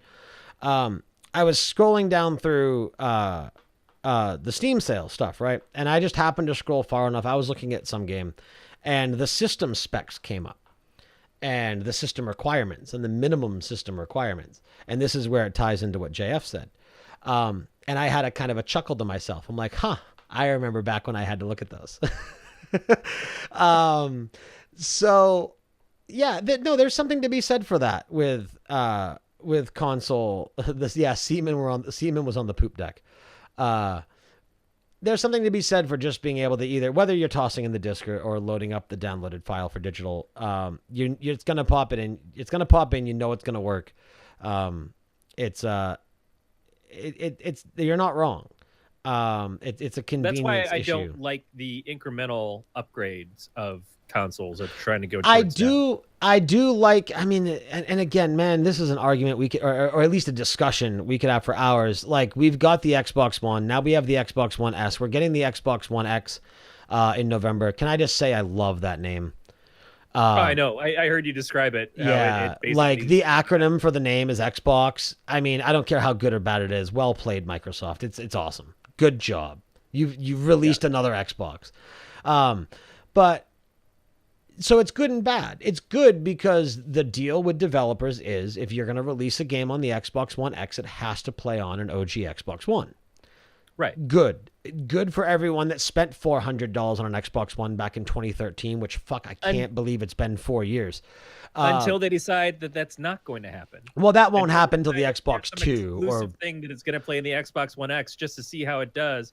And then they find out, there were a lot of people who really like this, and it helped to sell more of this console. So now we're going to do a lot more stuff like that. Right. Well, and it becomes a bullshit upgrade. See, the thing is that this is partly why it other than technical things, it amazes me that Blizzard doesn't make more console games. Blizzard does this really well, as well as you can do it. So and because of advancing tech, it gets easier and easier anyway. But like I remember, it was probably 10 years ago now. Whenever the fuck Crysis came out, but I remember Crysis was the end all be all. Let's see. Actually, you know what? We are almost a decade. November 13th, 2007. Crysis was the end all be all for PC gaming. If you could play Crysis in November of 2007 when it came out, your PC had balls. Yeah. They had adjustable sliders, but it didn't matter. There was a minimum, and either you met it or you didn't. And I remember having a small collective group of PC gamer friends, and of the group of us, it was myself and like one other person that had a computer that was capable of running it. That's good because it's bragging rights, and you can stroke your e-peen, and sure, it feels good for 20 minutes. But it sucks because it segregates gamers. You know, like I suddenly had a game that was amazing that I couldn't play with my friends because whether it was the job they had or their parents or whoever, like, so it segregated people, and that's not good in any market. Yeah, that's why consoles really are, to me, and it's obviously it's casual gaming, but it's an equalizer. For sure. Because everybody's on the same footing. Right. And I mean, no different than you go back to like OG Counter-Strike, back when not everyone had cable. Bumpabub, welcome to the channel. Back when not everyone had cable internet, back when dial-up was still a precedent. Like, I remember playing Counter-Strike and thinking I was good at it because we had cable internet. And you would dive into a room and shoot someone who was on dial-up before they even knew you were in the fucking room because of how much faster it worked. And it was the same thing with Ultima Online. Origins MMO from back in the 90s, 95, 96 and on. Again, same deal. There was a couple of us who had cable internet, and we went on there, and we, me and an old friend of mine, Jason, who I don't speak to anymore, but we both had mages, and that was the thing. It was what was it like? Pyroblast is WoW. Anyway, Flame Strike, Paralyze, and Energy Bolt. And the thing is being on cable, if you were going against somebody who was on dial-up, your Energy Bolt was cast before they even realized you hit them with a Flame Strike. So it wasn't fair. And it was definitely, gaming went through a period where if you had money, you had access to better things. And now you still do. That's the technological world. That's the VR. That's, the stock trades go through that. Right. But the thing is it doesn't give you an advantage anymore. You are capped. And that's the thing. Like, for example, let's talk either Destiny or Anthem or any of the new games that's coming out, specifically Destiny, because it's primarily online. The big complaint right now is that on the PlayStation 4 Pro and on the Xbox One X, it's going to run at 30 frames per second. It's locked. It's locked on the original PlayStation 4. It's locked on the Pro.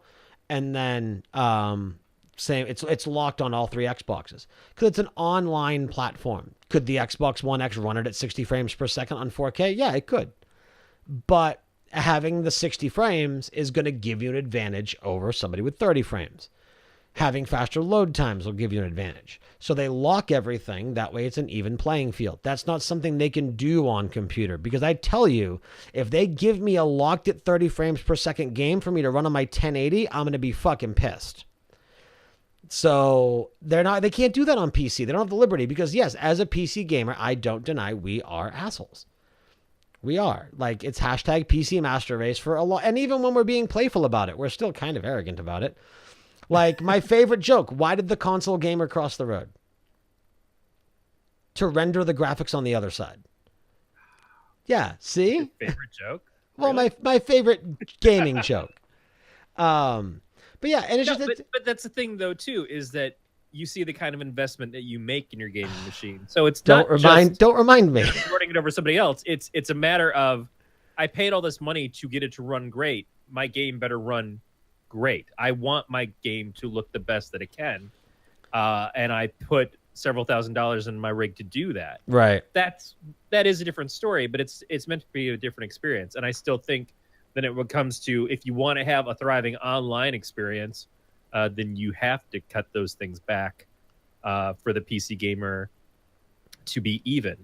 And I think a company like Blizzard knows how to do that, and I think that's part of why they're so successful. Blizzard also makes their software run on much lower generation hardware. Well, that was kind of where I was getting to, where I was like, I'm surprised they don't make more console games, is because if you look at Warcraft or World of Warcraft was never the prettiest of MMOs. Like, EverQuest, which released in 99, was prettier than World of Warcraft was in 04. Oh, but man, I loved exploring Warcraft's world. Oh no. It's gorgeous for what it is. I don't fault it for how it looks for a single second. But it will never be the best looking game on the market, because again, you can only top end the graphics so much before you start erasing the capability of the little guy. And as it is, when they said that they were cutting support for XP, people would complain. And when you get to be, and I mean, my rig's not even water cooled. Like, I don't have a top of the line rig. Hugo's rig is better than mine. And so it's good. I'm not complaining. But I'm not up in the upper echelon. Like, I mean, I still have kids that I have to support and things like that. But you say that with the caveat of so far, because you know that you're eyeing a much higher end rig. Oh, dude, I spent gaming, $700 on a 1080, and then too. the TI got released the next week. I was pissed. Right. But yeah, no, like, I have my processor, which I like. And I'm not, I don't even want to throw numbers around anymore because it doesn't matter. But like, so I have my processor, which I like. It's a beefy processor.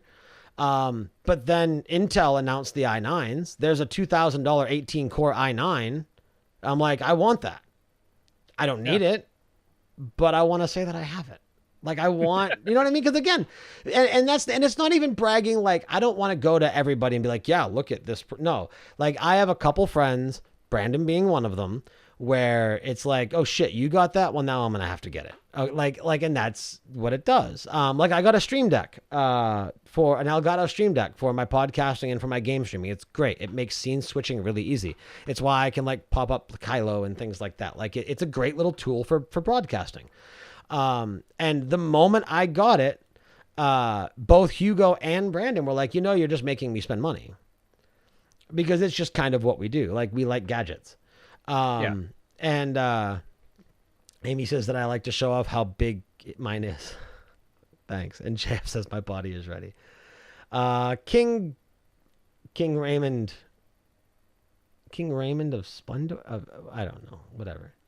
But it's one of those things. Like me, I have this buddy, mine, Steve. He goes by Fuzzy, who I game with on Steam. Now this guy is like 5 or 6 years younger than me, makes more than I do, and has no kids, no wife, no girlfriend. Like that's what he does. He makes a boatload of money and buys gadgets. He will always have a rig more powerful than me, and I will always be like, you asshole. But it's just, I don't know. But to me, like, again, I'll get on Facebook Messenger or Facebook comments. I'll get on posts here and there, and I'll play the dick, whatever. Like someone will be like when I see PlayStation and Xbox fanboys arguing back and forth about whose console is better, I will get on there and be like, well, neither of them are PC, so both of you can fuck off. But I have a PlayStation 4 and an Xbox One. Like I play both of those things. They have their purpose. They have their exclusives. That's the thing is that I have a number of Steam games that I haven't even tried, just because I wound up getting them through Humble Bundles or whatever. But I'm far more likely to want to sit in front of my television set and play games than I am to sit in my office and try to do that. Right. You know, my television set is 55 inches. My computer monitor is 27. So that's part of it. But it's just the fact that the kind of gaming that I do is meant to be casual and relaxing anyways. The last time that I got super obsessive on a game that I sat in front of my computer was City of Heroes, you know, because that was was a social time too. Right. You know, it was my friends. We all played it. We all got it together. We tried D&D online. I tried Warcraft and everything, but we kept going back to City of Heroes. It just was something that worked for all of us. Right. And it was a lot of time spent in front of the computer doing that. And like I said before, that was Diablo 2. It was just too much. And it's not even that I don't have the time. It's that my inclination is I want to pick up something and play casually. And that's why things on phones and tablets, I think, caught on so much, is because you've got way more casual time than you have hardcore gaming time. Not only that, but if you have, like, everyone complains about the microtransactions. Like I've been playing that Star Wars Match 3 game. And there's a bunch of them. There's a wrestling one. There's obviously there's the Candy Crush collection of garbage, everything else. But the thing about that is if you hold yourself to not spending any money on it, those games are great at limiting how much you play. Yeah. Like you get on there, you'll play in line, you'll play while you're in an office waiting room, waiting for an appointment.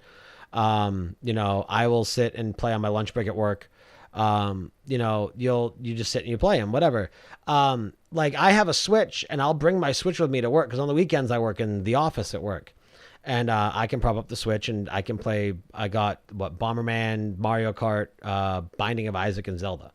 And I'll sit there and play them, but I'm more prone to just pull up the iPad and play Hearthstone, or pull out my phone and play the Star Wars game because they're simple and I can just put them down and not think about it.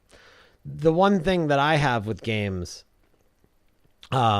is, and we talked about this, I know I talked about it recently, is the length of games and the depth of games lately. Like you mentioned, playing casually.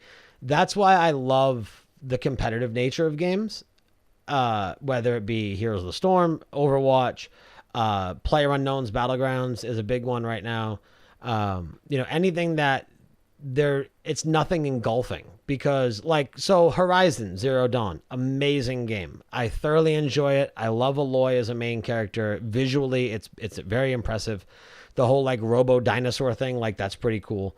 And I put probably about 10 or 11 hours into it within the week that I got it, but it came out on Tuesday. That Friday, Zelda came out.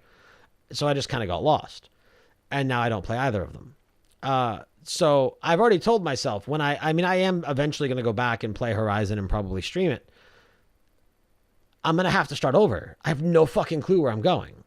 Yeah. Whereas if I hop into Overwatch or if I hop into Heroes or PlayerUnknown or any game that's competitive, so I'm looking at like a 10 to half hour long match, I don't have to start over when I don't play it for 3 months. I still have my level. I still have everything I've unlocked. I still have my experience. I still have my win-loss record, because every match is its own existence.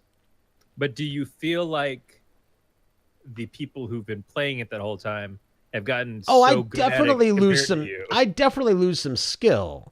Yeah, I stopped caring about being the best a while ago. I don't care if I go in. I mean, it might frustrate me and I might not play as long. But for me, I try to be more focused on just having a good time. And that's why I'm more apt to game with friends, because yeah, exactly. the conversation. Otherwise, you're like Michael Cera in Superbad. You're like, why the fuck would they make this game if you can't even? God damn it! You know, it's just right. Like, the conversation and the enjoyment of being on there with friends outweighs that of whether or not we win or lose. Now, if you go on and you have like, and you just get fucking raffle stomped and it's like 5 matches in a row and it's like, all right, fuck this, let's go play something else. Then yeah, sure. But it's still an experience with friends as opposed to losing on your own. Yeah. I play Euchre, which is a game. No idea what that is. Yeah, exactly. It's a card game, and it seems to only exist in Michigan. I'm not sure why, but I used to have friends that we all play Euchre together on Friday nights for whatever reason, and it's like one of my fond memories. So I'll play it online because I can't find anybody to play it out here. And again, it's just you jump in casually, play with people online, and I don't mind going through multiple rounds where I don't win. Like you play up to 10 points and everything, and I don't mind losing over and over again. As long as people are cool with the fact that, yeah, sometimes I'm not as good, you know, but they don't make me feel like shit about it. It's another thing for that person who's like, oh, I'm not going to win, and they just jump out and piss off because they don't want to face the loss. Right. That's annoying. Or people that you're supposed to be teamed up with that say you suck and kick you, because that's not fun either. That's kind of the beauty of casual gaming, is that it's taken so much less seriously in a lot of ways. Yeah. But then some people are still hardcore even on stuff like that. No, yeah, it's like being hardcore on quick play. It's like, no. I feel both ends a little bit there. Again, like, I'm not the best, but I'm not the worst. You know, I try to only do things I'm at least moderately decent at. So, like Overwatch, for example, and if they care to, JF and Amy can probably back me up on this. Like, I do a decent Reaper and I do a decent Mercy. You know, so those are what I play, and I play them well. And, you know, there have been times where I've got play of the game 4 or 5 games in a row. You know, Mercy, there's been times when I was an asset to winning the round because of the healing. Like, and again, I'm not the best. I'm certainly not pro by any means, nor will I ever be. But I can carry my weight on the team. I think in a team-based game, again, quick play, quick match, whatever you want to call it, depending on the game, it's one thing or the other. But if you're queuing up for, like, I've seen people who will say, I would play competitive, but it's too toxic of an environment. Right. Because it's competitive. Like, when I'm queuing, like Hero League, for example, in Heroes of the Storm, the way that they've changed that now, you can only solo queue, which means all other 4 people have solo queued. No one's queuing up with a teammate. You can do 2 or 3 on Team League. Hero League is purely solo queue. If I'm queuing up for competitive, that's because that in my mind, I feel that my skills bringing to the table at the rank tier that I am in are good enough to carry my weight in competitive. I also expect that all 4 other people, or 5 if I'm playing Overwatch, feel that same way about themselves. So when you're queuing up for competitive, where you are trying to raise your rank, you're trying to go from bronze to silver to gold to whatever, the importance of the skill of your teammates greatly outweighs the importance of your own because they outnumber you. So you yourself cannot be amazing. It depends on the game. Some games one player can carry it. Like League of Legends and Dota, definitely carryable by one player. But you know, your expectation is that everybody else is going to carry their weight. So when you queue up and you can't seem to rank out of bronze or silver because you keep getting stuck with people that just want to queue for competitive even though they don't know what they're doing, like that does become frustrating. And everybody has to learn, but there's also that occasionally there's that mentality of, well, that's what quick play's for. Or and now I've seen people who will say, like, people who suck at quick play, and someone will be like, oh, well, then go play against AI. It's like, well, I mean, quick play is not really ranked, so that's also a place to learn. Like, playing against AI is boring, and playing against AI doesn't teach you anything because beating the computer is easy. But again, there's a whole conversation there. I mean, that's the thing is, I am far more likely to avoid PvP areas in an MMO. Because I don't PvP I in don't an enjoy that kind of gameplay. Yeah, I'm not a fan of WoW PvP. I don't like level-based combat. I don't actually. He hasn't been. He's not there anymore. But Friendly Spatula, he's a fellow streamer that I've befriended. Got me back into playing The Division. It's not a bad game. It's a shooter, but it's level-based, kind of like Destiny. It's a level-based shooter. Okay. So when I headshot you, doesn't matter that I headshot you. It matters what level I am and what level my gun is and what level bullets I'm using and what add-ons I have. You know, like Warcraft. But it's a fucking shooter. If I shoot you in the head, you're dead. Like, so I don't like level-based PvP. That's why I don't like WoW PvP. I don't think the level of my gear, it should purely be my player skill. But anyway, I talked over you. Continue what you were saying. My apologies. No, I mean that's really about it. I don't have a ton to say about gaming. I do know that so aside from the PS2 and everything, just in general, the gaming consoles that we had, and when I worked at Best Buy, that was the thing, is you got excited about each new console release. So I didn't have a Xbox is better than PS3 versus Nintendo or whatever. They all had games that I wanted to play on them because I got to see them every day and like go, oh shit, this looks really cool. Right, for sure. I want to get this and take this home. So I don't have a one over the other feeling of that, and the competition like we were talking about earlier between consoles of which one's cooler. I don't really feel that way. It just give me something that has good games, and that's what I want to play. It used to be that I'd buy every Nintendo system just because of the Zelda game. You know, and sometimes because of Animal Crossing, even though every Animal Crossing was made for the console that came out before it, and then they just put it on the new console because that's when they wanted to release it. That's how Zelda was. Breath of the Wild was designed for the Wii U, and it was like 2 months before the Wii U's launch, or before the Switch's launch, where they're like, "Oh yeah, by the way, you're doing a Switch port." Yep. So, at least that's the story. I don't know. And it seems obvious the fact that it came out for both and it's the same game, and it doesn't look that much better on the Switch. Right. But fucking hey, man. Goddamn Zelda. That's the reason why I would buy it. That's why I would buy a Wii U or whatever, just to have it. Yeah, because I mean, I love Zelda games. We could go into a conversation there, almost back to the Horizon conversation. I don't think Zelda needed to be made open world. It's too much game. I get bored long before I get even close to finishing it. Yeah, and like I think you got Amy. Storytelling stuff. You got Amy back as a fan, even though you had your Brady knock when you said when you said Animal Crossing. Brady knock is such a great thing for me to say because I have no stake in that. I don't know anything about the guy or the team or anything. It's funny to say. Like I said, sometimes let me help you. He's the greatest quarterback of all time. Joe Namath would argue. I don't know what Joe Namath's position was. I think he was a quarterback. Steve Young would be Steve Young would be the only contention, but I think his numbers best him now. No, Brady has like every quarterback record ever. No, yeah, that guy's got a lot, including times caught cheating. Imagine getting fisted by him. One of the things that happened is we had some gaming system. I think it was probably one of the Nintendos at my work in the employee break room. And there was a Tony Hawk game on it. And I got really into playing Tony Hawk. So I started buying Tony Hawk for home. And that was my game. I was like, every time a new Tony Hawk came out, I'd play it. I would beat it. I loved it. It was my kind of obsession game on consoles. Yeah. And some of them were on the PlayStation. Some of them were on the Xbox. It didn't really matter.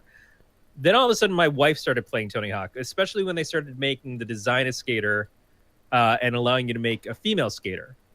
And she's like, "Oh, I wanna play around with this. This is pre-Sims. There was not a lot of other stuff that you could do that on." So she started playing Tony Hawk as much as I did, and then she started kicking my ass at Tony Hawk. One quick second. Tony Hawk game. Brandon popped in, and Go I ahead. lost. Oh no, there! I lost your video for half a second, but you're back. Go ahead. I fucked it all up. But so I would buy the Tony Hawk game and take it home and not get to play because I worked the next day, and then I get a call from my wife at work saying I beat the new Tony Hawk game, and I'd be like, "No bullshit, you can't have beat the game. I just got it." She's like, "No, I beat the game," because she had the day off and she could spend all day with it. Which, yeah, I mean, it's kind of like I just bought this for myself and I haven't even played it and you've already beaten it. But at the same time, it didn't ruin playing Tony Hawk for me. The competition thing, as much as like, hey, this is the game that I was really good at, and all of a sudden my wife is better at it than I am and gets to enjoy it more and all that stuff. I didn't lose anything in that regard. In fact, it was like, great. I feel fine spending money on Tony Hawk games because my wife loves it too. Right. And how cool is it that I'm married to somebody who beats the shit out of Tony Hawk all the time until the game started to suck. Started to? Oh yeah, they were great for a long time. Nah, I'm just giving crap. No, they were fun. I wish that the one that when they brought it back on the was it Xbox One and PS4, I think had a Tony Hawk game. Yeah. And I wished it didn't suck. No, actually, Yeah, I used to play exactly. those. I think Brandon, you used to play them too, didn't you? Tony Hawk, yeah. Yeah. Those are good games, trying to collect skate and get all the wheels and all that funny shit. Yeah. Well, it's Yeah. all different now. Gaming is all about graphics and not about skill. I mean, if you look at like WWF, Warzone, and Attitude and all of that, you had button combos, even fighting games, but fighting games are still basically the same. But those old wrestling games, now you're just moving the joystick. Back then it was, up, down, right, X. And it was all timing. Like, I don't know.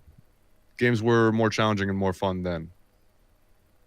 Yeah, I mean, when the games were repetitive, but you had to figure out the patterns and stuff. If you talk about like Ghouls and Goblins, which is the hardest fucking game in the world to play, even now it's still hard to play.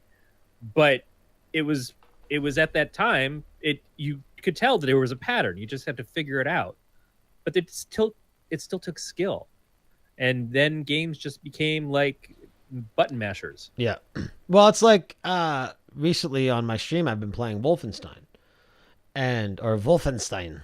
And there's a nightmare you can go into. You go to the bed in like the little hangout area, and the nightmare is classic Wolfenstein.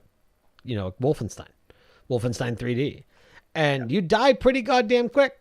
It's like, holy shit, this is hard. And like, again, like, you shoot the guys, but because like they still shoot you, like there's no bullet reaction, so it doesn't stop them from shooting. And it's just, it's challenging. It's more challenging. Like the only time I've really died in that game was in the nightmare mode because it's classic Wolfenstein. And it's the same deal. You go back. I mean, I have the Rare 30 collection for Xbox One. It's like, go back and fucking play Battletoads. And that ski jump level or whatever it's called, the jet ski that they were riding, and you had to make that long fucking jump. It's like, no, I really miss Jet Moto. Yeah. Jet Moto was one of my favorite games, man. Jet Moto was great. All the K2 and the Mountain Dew Jet Moto Yeah. vehicles. All Yeah, the ad placement. Yeah. What's kind of funny to me is when I hear people today talking about Wolfenstein, and I realize that my mom played Wolfenstein. Such a good Played the- game. the Wolfenstein 3D game on our old system. And yeah, it Mecha Hitler. so good. That's crazy. I can't imagine my mother playing video games. That's so far out of her realm.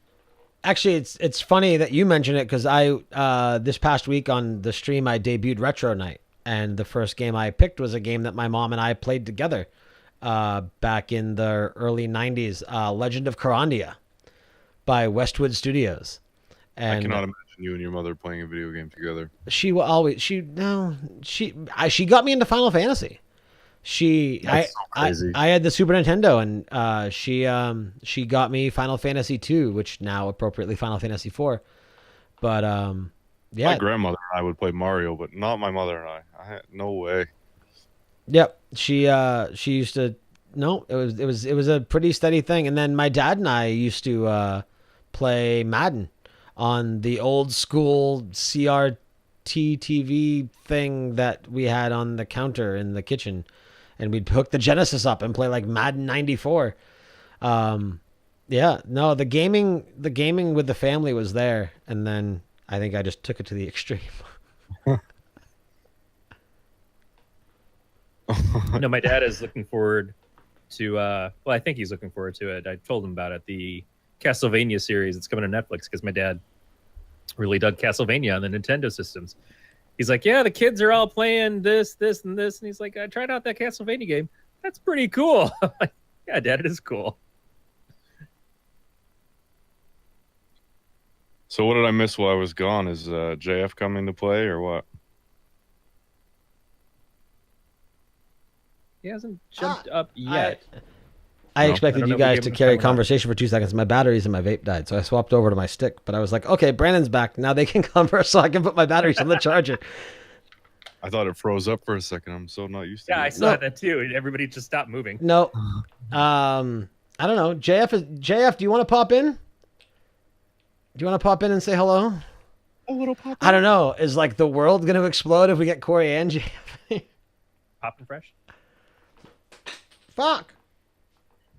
I'm dropping. Well, I don't know that we're going to do that. It will probably just romance each other verbally. Nate, no, just sit back Oh, while your the- plug is ready? All right. Well, there you go. Get in here and plug something. Hold on. Let me get you a link. Ah! I can't function. Apparently, I'm not a mod on this, huh? No, I can fix that in 2 seconds. That's crazy. Were you just asking about being a mod last week? Yeah, I think so, but that's how it goes. Boop. All right. JF, your Hangouts link is in Facebook Messenger. No, the reason is because I'm never actually logged into my studio account on Twitch. Boom. Edit user mod level 2. Hello. Yay! Ah. Oh, I need to mute one of those things. Oh, yeah. I need to mute something. Yeah, I need to mute you and me and everyone. We all need to be muted. Hey guys, how you doing? Hello. Have you slept yet? Since when? I slept this morning. I woke up with a migraine, so I wasted 2 hours of my day sleeping. And those are 2 hours I do not have. So, Hi.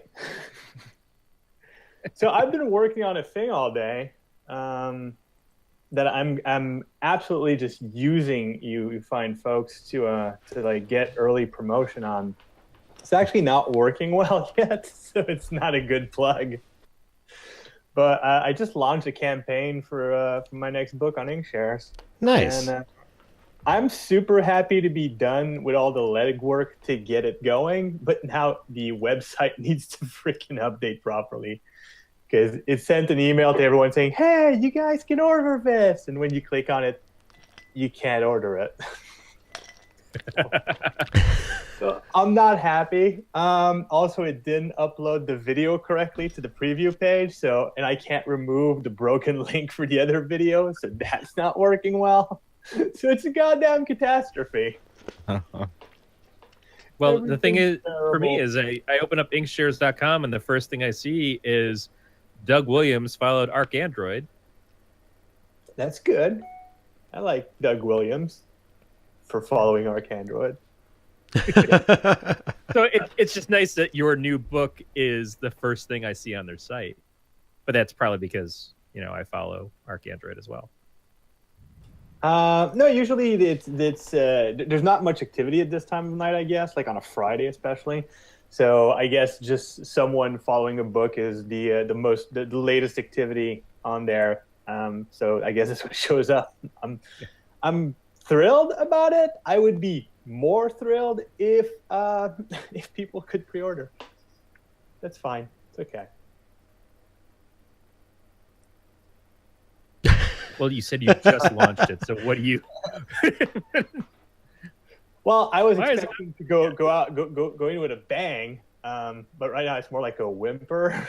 Well, by the A time whimper and a broken video link, it's not. what by I the was- time anybody outside of the live chat hears this, the website will be up. So at least you have that going for you. No, absolutely. No, I'm just complaining, and I'm talking about something, and I haven't even given any links to it yet, so it's fine. It's all fine. It's fine. Hugo, Yeah, but thanks for Hugo, allowing me to come on and just complain and whine about things not working like I want them to be. we've had you on before.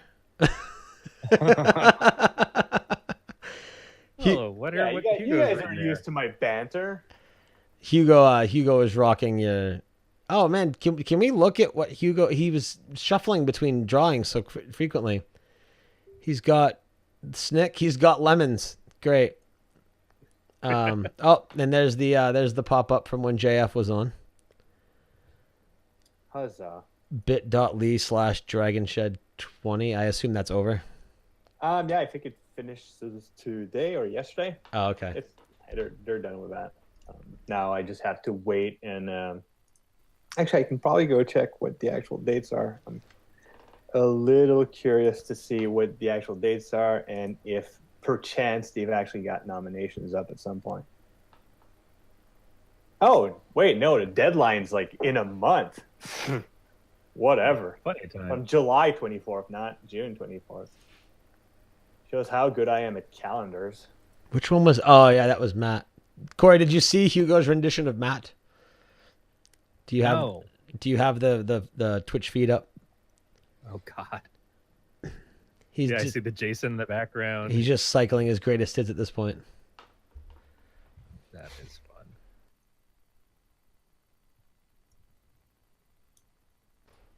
Yeah, so JF, how are things going, man? Fine art, great. They're going good. I feel that my arrival has killed your momentum. No, No, I think Brandon just got on and he's trying to get situated in the conversation that he missed a good part of, and Nate was relying on Brandon and I to run things along. But now you're here. And that's the thing, is like we should have no silence at all. And yet that's just what's happening, just awkward silences here and there. It's like we're in this weird speed dating situation. It's like, so hi.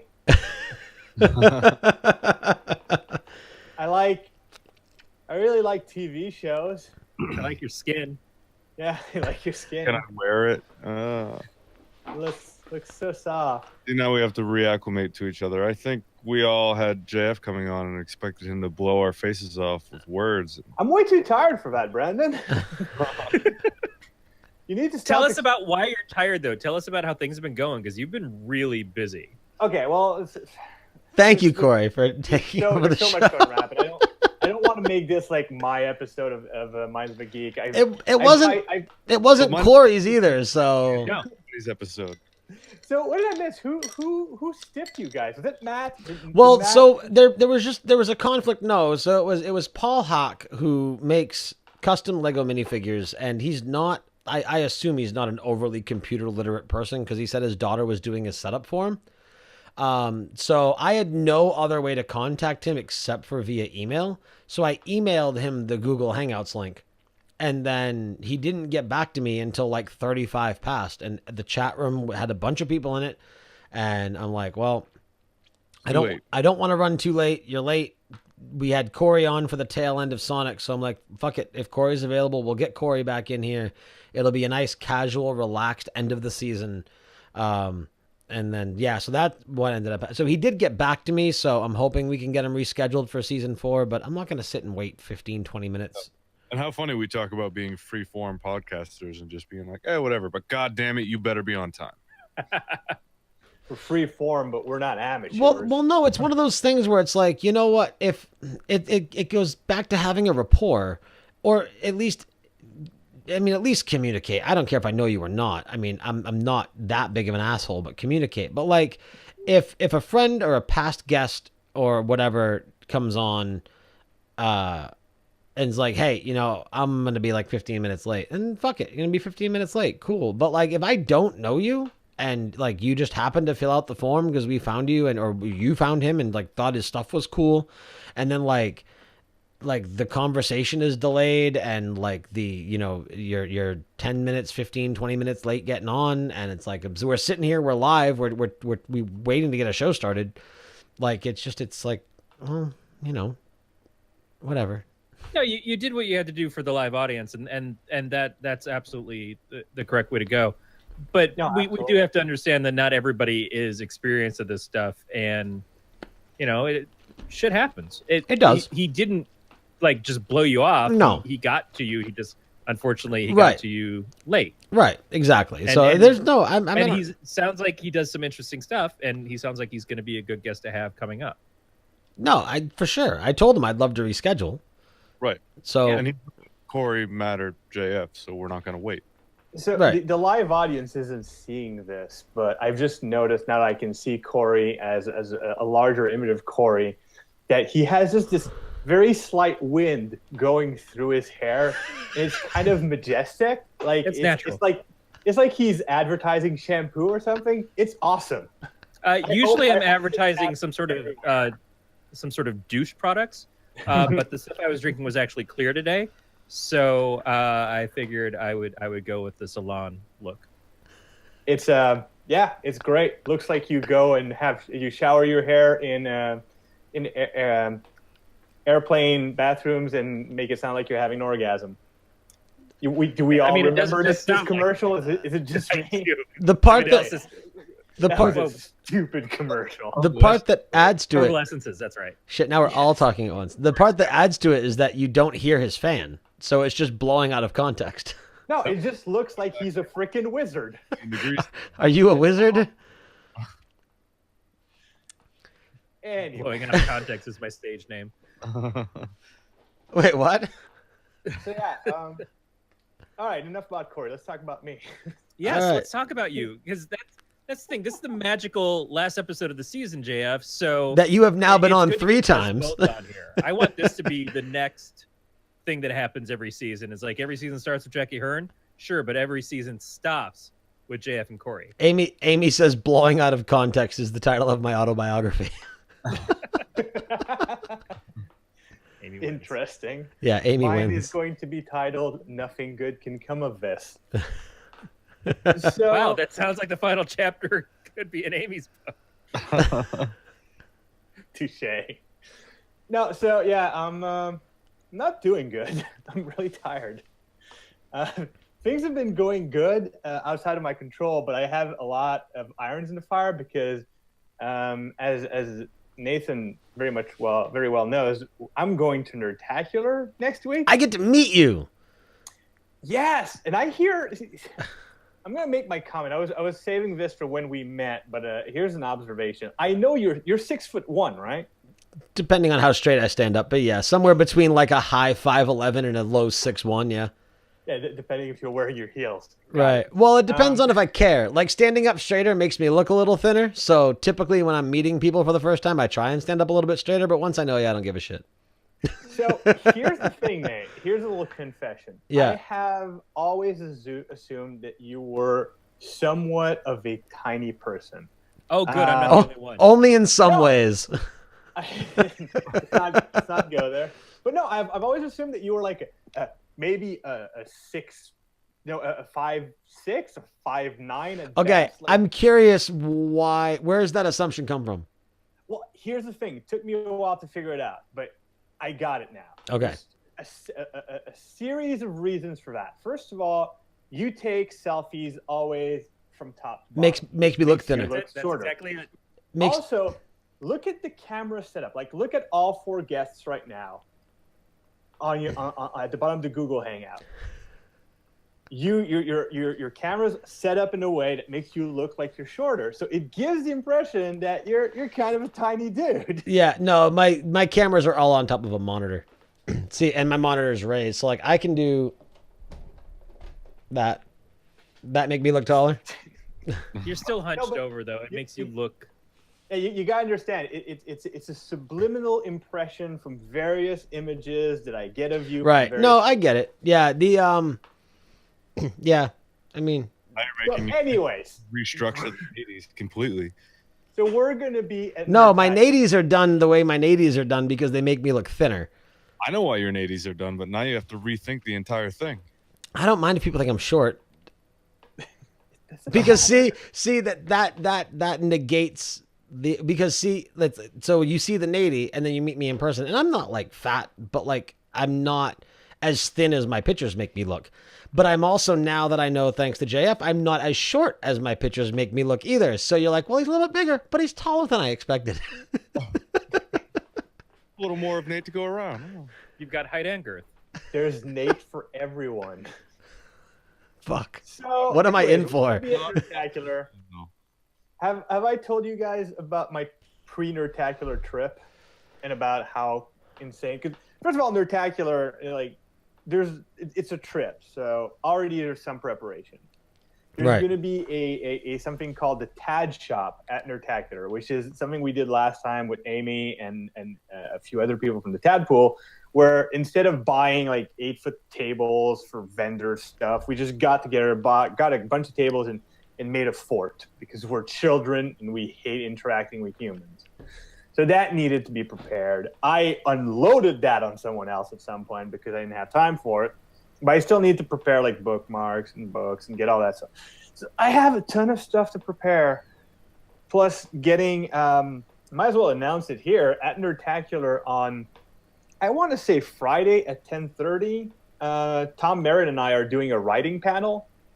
So that's going to be fun. I'm going to stand in his cooling shadow as he tells people how to do this for reals and just listen. So this is going to be interesting. There's also an Overcast podcast live that's going to be happening Saturday at 2 p.m. Also at Nerdtacular. So that's fun. Fortunately, I didn't have to organize shit for that one because Amy took care of everything. Amy does all the work. We know that. Amy, yes. So there's a lot of preparation, so I'm overwhelmed. And then, like an idiot, I decide, you know what would be great? I got the days backward. Overcast is Friday. This is going well. This is going well. Well, at least you have a handler. It's a good thing. Like I've said before, the moment I can afford a personal assistant, or as I like to call it, a babysitter, that's my first priority as a businessman. I need someone to take care of me. Okay, Hugo, your next drawing needs to be JF with a big windy key on his back with Amy winding him up to get him to actually do something. Oh, you've been listening to the Overcast pre-show where Amy winds me up? So, like an idiot, I decide, you know, it's a good place to announce the start of the campaign for my next book on Inkshares would be Nerdtacular. A lot of people, I can talk to a lot of them, get things going, announce it on the writing panel. It'll be great. It'll be awesome. Everybody will be happy. But I need to set up this stupid campaign, which means a book trailer and text and decisions and stuff. So this morning I was like, okay, so I spent the whole week preparing like drawings and images and all that stuff so that today I could just assemble everything into the book trailer. Because the book trailer, for the one thing that doesn't sell the book at all, is the most work. It's a lot of video editing, which I'm not good at, especially since I don't have video to work with. So it's mostly slideshows and trying to be clever with that dumb stuff. So this morning I had a migraine, so I wasted 2 hours sleeping in to get rid of this. And I spent the entire day just staring at my computer and trying to figure out how to do video editing with just slideshows. So that's why right now I don't make sense. And I'm on your podcast invading so I can plug this book so that all this hard work can be worthwhile. Invade Yeah. away. Again, you're not invading. You are a delight, and we love having you. And we were excited for you to jump on. Thank you. Very generous. You get. Never mind. We're just here to hand the show to you two, basically. Yeah, you guys can. The real podcasters can take it over. Yeah. Oh, Lord. That's what we wanted you for, to end our show with a bang and make it good. So, Jay, tell us how you feel about Tom Brady? This is a football thing. Amy says the link, JF. Give them the link. I aggressively don't care. I'm glad he deflated balls. Maybe? I don't know. Oh, you were almost safe. Not caring was your best option. He didn't deflate the balls. I really don't care. I know. We've incurred the wrath of Hugo. Balls. Balls. Show us your Anyways, link. Go pre-order my book once the link actually works. Well, it's the link. The link is working. It's just the video isn't showing up. Well, the video is not showing up, and the button to actually pre-order it isn't active yet. So it's fun. Well, loving that.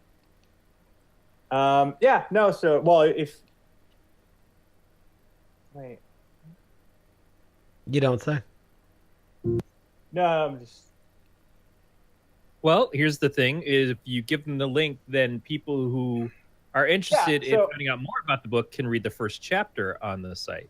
Absolutely, they can read the first chapter. They can look at the book description, the synopsis, and all that. I mean, and by the time, Nate's right. I mean, Nate's the smart one here, not me. That by the time people who are not listening live, the subscribers listen to this, all of this will be sorted out. So I'm talking for nothing as is usual. So if people want to go to bit.ly/ArcAndroidBook, all in one word, that will take them to the funding page, and then they can see what the hell I'm talking about. The end. How are you guys doing? Not too bad. It's been a little while since we've done a 2+ hour episode of this show, so. I was super happy when Amy texted me and said "Hey, Corey's on Mind of the Geek." I'm like, wait, Mind of the Geek is now? Yeah, it's always at this time on Friday. I know it's weird when we're consistent, huh? It's weird when you're consistent. It's also that usually on Friday I have a thing, I'm gaming somewhere or I'm working on a project. Now I'm working on a project, but it's not something that stops me from listening. So I'm like, oh crap, I can actually listen to for once live. Right. Do it. Don't feed us that bullshit. You're 80% free time, and we know it. He wishes. That would be amazing. What is free time? Tomorrow, this is my schedule for tomorrow, just for shits and giggles, is I need to wake up sufficiently early that I can get a bit of cleaning done in my apartment. Then I have a brunch at 11 with some people from out of town that they show up in Montreal and say, "Hey, Jeff, are you available?" I'm like, I guess.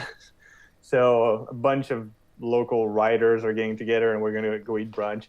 And I mean, I like those guys. They're fine and all, but I'm really more looking forward to the actual food because we're going to a really delicious place. I would go alone if I could. And then at 2 p.m., I have to go to a bookstore and sign books, which actually will translate to me sitting behind a table and hoping no stranger come up to me and ask what I'm doing there. I'm hoping it's a failure, is what I'm saying. Why? Because they're not people I know, and they're going to ask, what's this book about? And I'm going to go, demons and shit? I don't know. But that's perfect. If I didn't know you and I walked up to you and I said, "Hey, what's this about?" and you say demons and shit, I'd be like, "I'm in." Right? That's when you say, well, there's this podcast called Mind of a Geek. If you go check that out, you'll find... I have talked about it extensively. Right. So I don't need to repeat myself. Of all this dumb shit. Okay, so the Nerdtacular story. So this is how organized my mind is right now. So the Nerdtacular story, I don't know if I've told you guys, but if I haven't, this is the quote-unquote best. First of all, I forgot to tell my bosses I was taking time off to go to Nerdtacular. So that was great because I had to go see them and say, next week, I'm not there. And that's short notice. Yeah, I know. And of all the times I've told you I would, need time off, that was a last minute thing. I've known about this for months, and I just forgot to tell you. And here's the fun thing. So, Nate, you and Amy are picking me up at the airport at around 4:30, 5 o'clock in Salt Lake City, right? That's the plan? Sure. Yeah. Sure. What, has I Amy know- not told you this? No, I know that we're picking you up from the airport. I don't know. I didn't know what time, or maybe I did. But yeah. I left that in the hands of my virtual personal assistant, Amy Frost. I thought she had told you. She Anyway. may have. So, I'm landing in Utah at 4:30 on the 28th. On the 27th, I should be very proud, but I'm more intimidated than anything. But The Life Engineered, my first book, got nominated for a Canadian Kobo Emerging Writer Award thing. Nice. And yeah, it's super cool. It would be cooler if I could stay home. But there's an award ceremony on a Tuesday night on the 27th in fucking Toronto, which is a 5.5-hour drive away from my home. And I'm not going to get nominated for shit very often. Let's be honest. This is not going to happen all the time.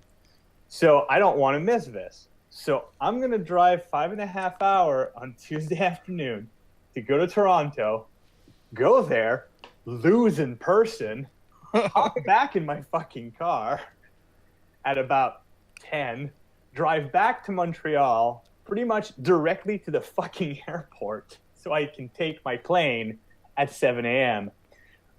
And my first layover is in Toronto.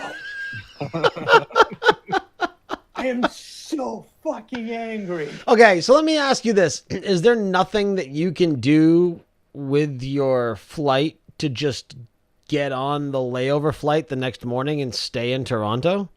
Right. Rather than being punched in the gut for a 5-hour drive. There's several problems with that. I need to go to Toronto for the award ceremony, so I need to drive there. Or I could take a plane there. But then if I take a plane there, it's like $150 or some bullshit. And then I'm going to need a hotel, which is going to be more money. So already it would cost me more, but also I would need to get WestJet to allow me to hop onto my series of flight one flight in, and they won't allow me to do that. So there's a bunch of problems, and I had bought my tickets early. You should tell them you're kind of a big deal. I'm not, and they'll find that out super fast. Did you not? Don't flights. This is the third time in my life I've flown. My second time as an adult. So I don't know a lot about flying or buying plane tickets, but like, are they not refundable with a feature up to a certain point? No. Oh. Okay. Usually, here's the mathematical equation that you need to go through if you want to know if you can do something with a plane ticket. Is it convenient for me, the customer? If the answer is no, then you can't do it. Unless you pay an exorbitant amount that would just make it pointless to do it in the first place anyways. Right. And that's how airlines work. The only way, sometimes when you purchase the ticket, you can pay extra for quote-unquote flexibility so that you can purchase the right to cancel later, I guess. Yep. So you cancel and they reimburse you part of it, except the premium you paid to cancel. So you're still out money. Like they're bandits, is what I'm getting at. It's like paying for insurance on a cell phone that allows you to pay money to get your cell phone insurance to work.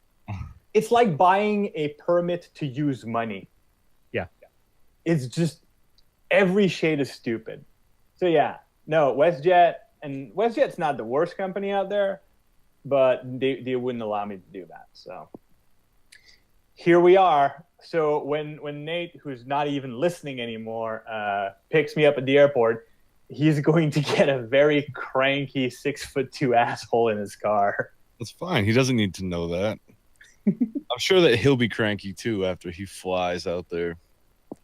He'll be fine. He'll have Amy to keep him company and tell him he's a pussy for not like manning up a bit. I'm excited to see Nate in person and be on that whole time. That's a lot. A couple hours here and there, that's one thing. A weekend, yeah.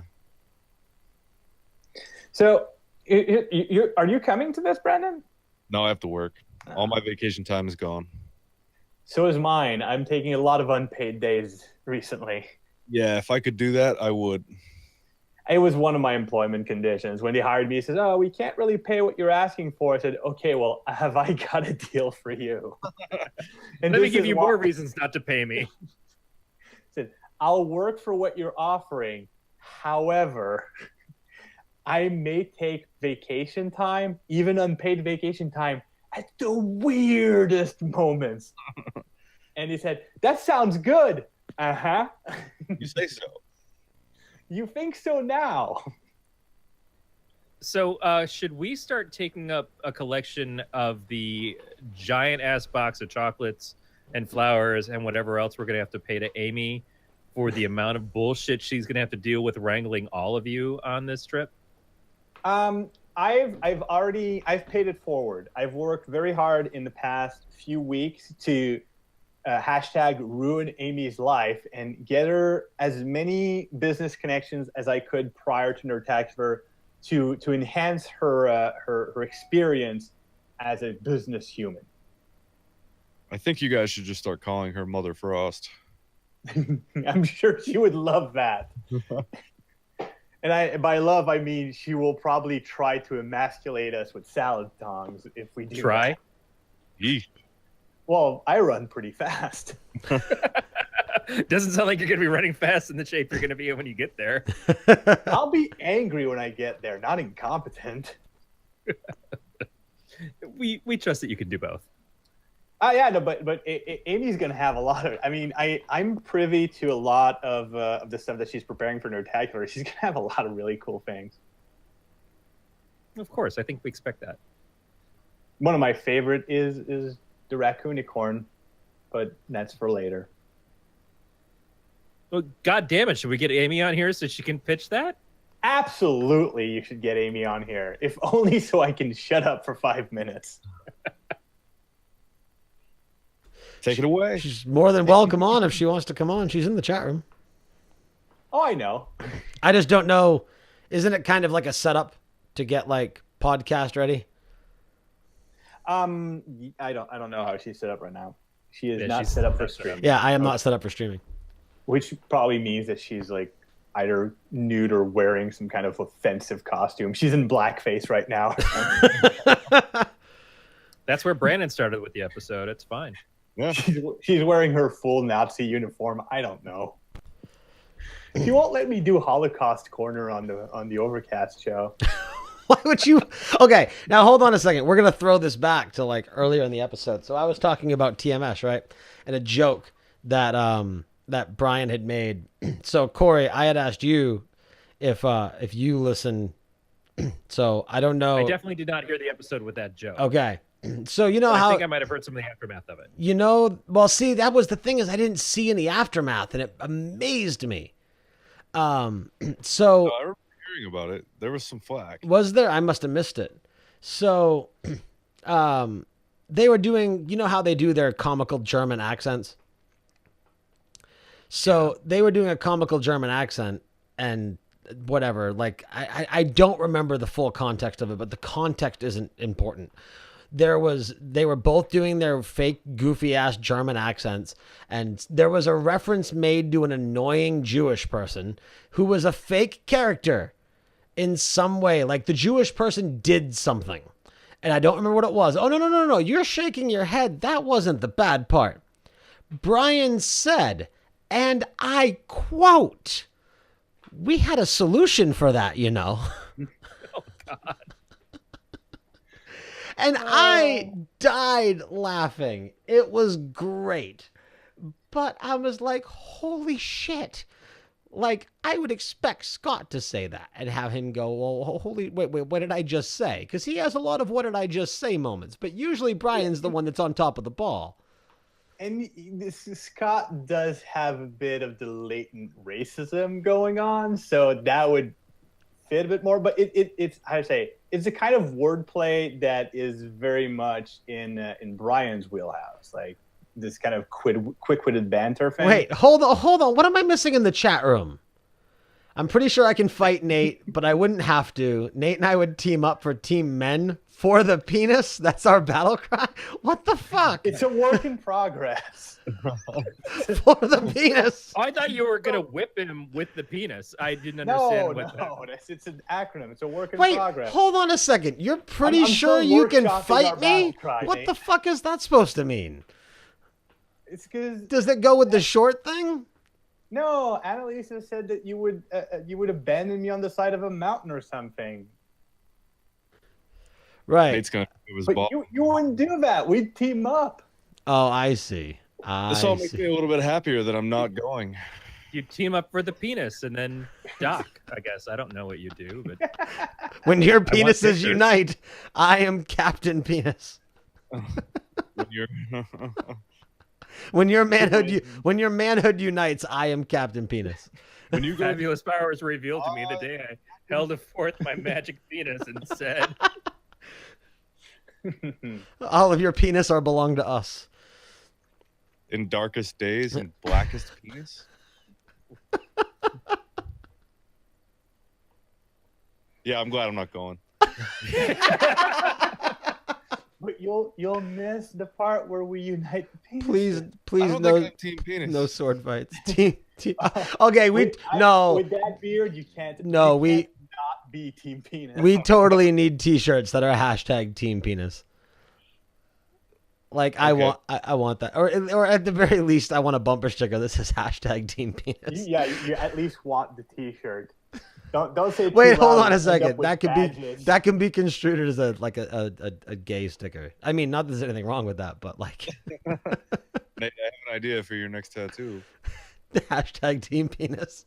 Yes, sir. Should I get it on the penis? Down the shaft. I mean, yeah, I'd have to abbreviate it there. It certainly won't fit 140 characters. Hashtag TP. What does this say? Hashtag. Wait, hold on. Team Penis Down to abbreviated. the balls. I gotta Oh. move this. Hashtag Team Penis being abbreviated to TP gives whole new meaning to TP for my bunghole. whereas JF's has his entire flight itinerary, the times of each of the things that he's supposed to go to, all on his shafty penis. I got my next novel there. Yeah, exactly. Hey guys, go to this link to check out my new book, Arc Android. bit.ly/shafty penis. He doesn't have to use a shortener. No. It's short enough already.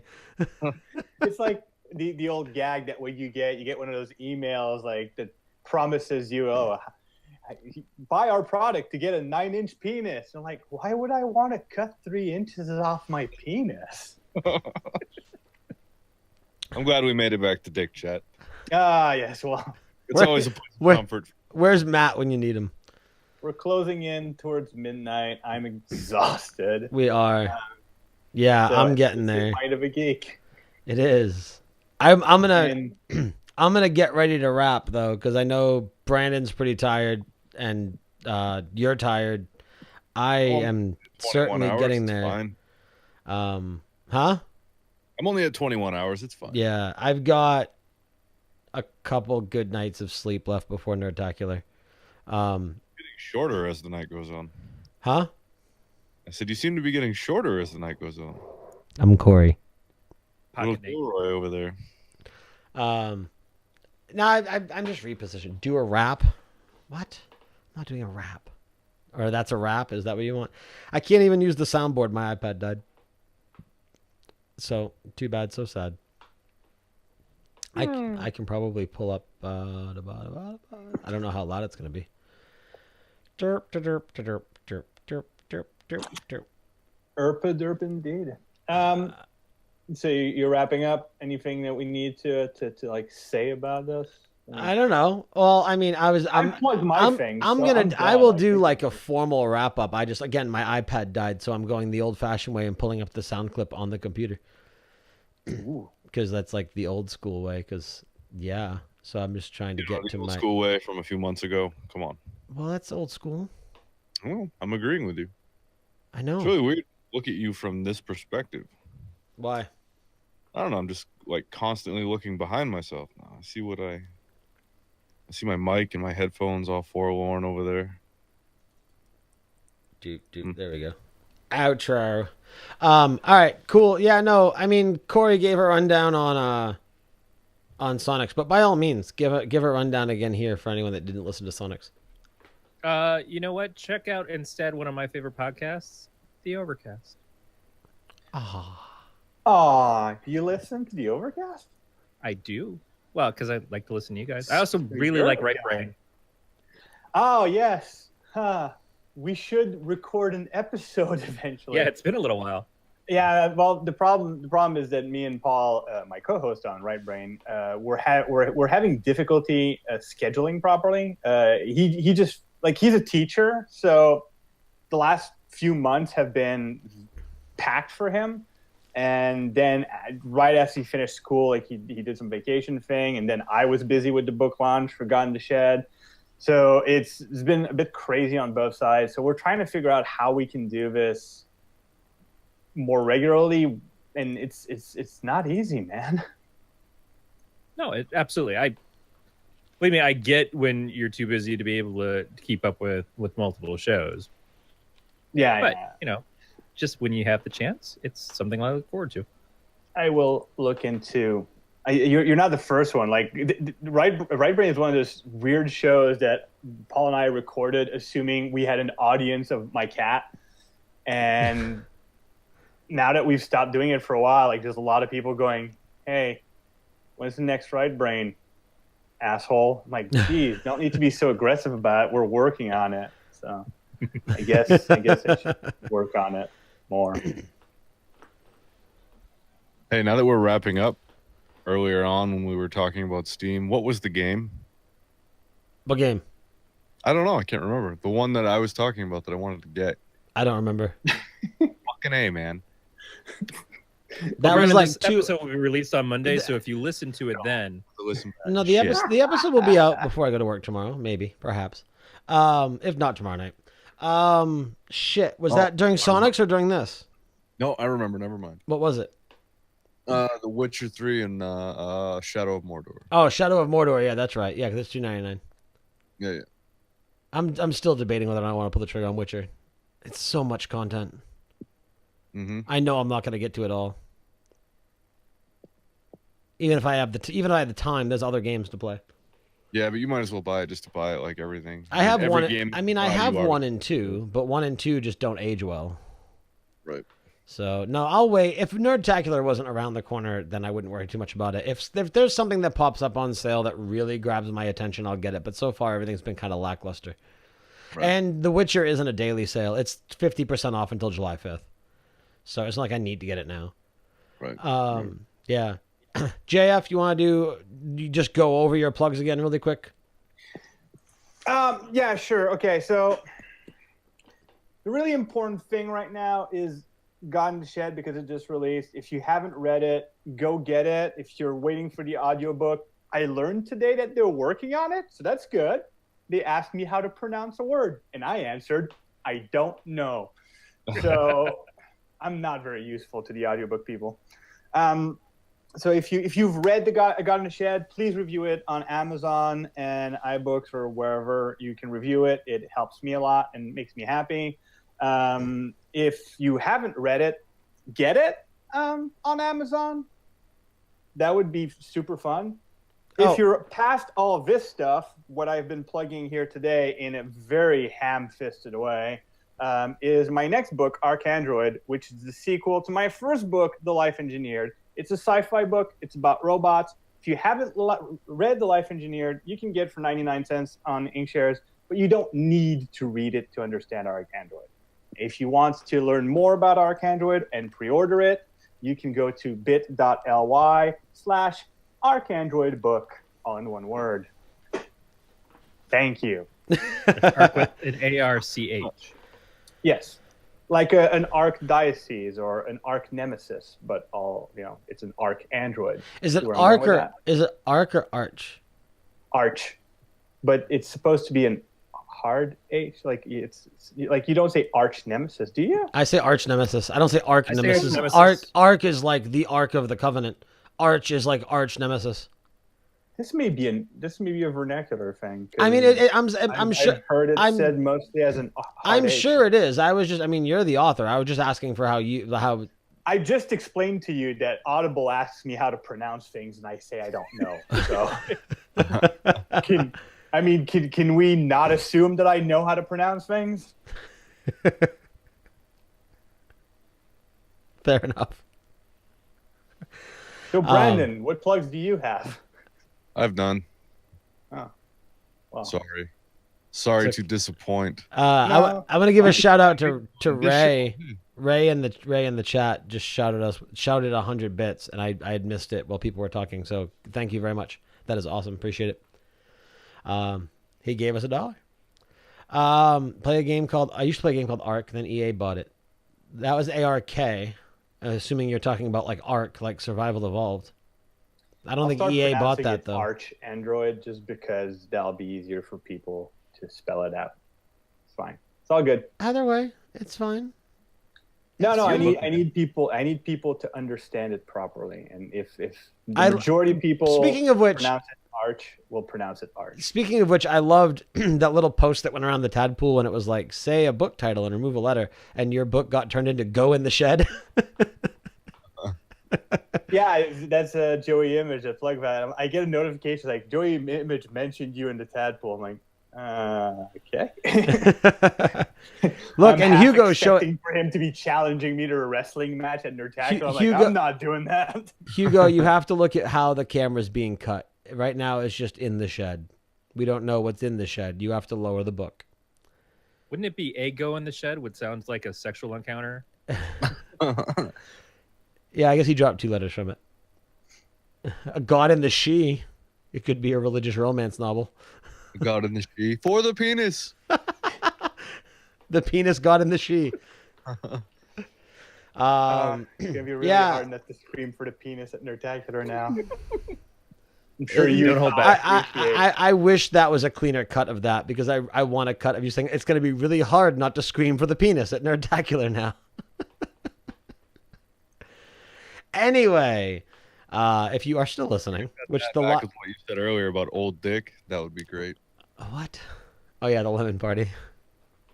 For fuck's sake! How could you forget so soon? So soon? That was like 3 hours ago. Yeah, time is relative.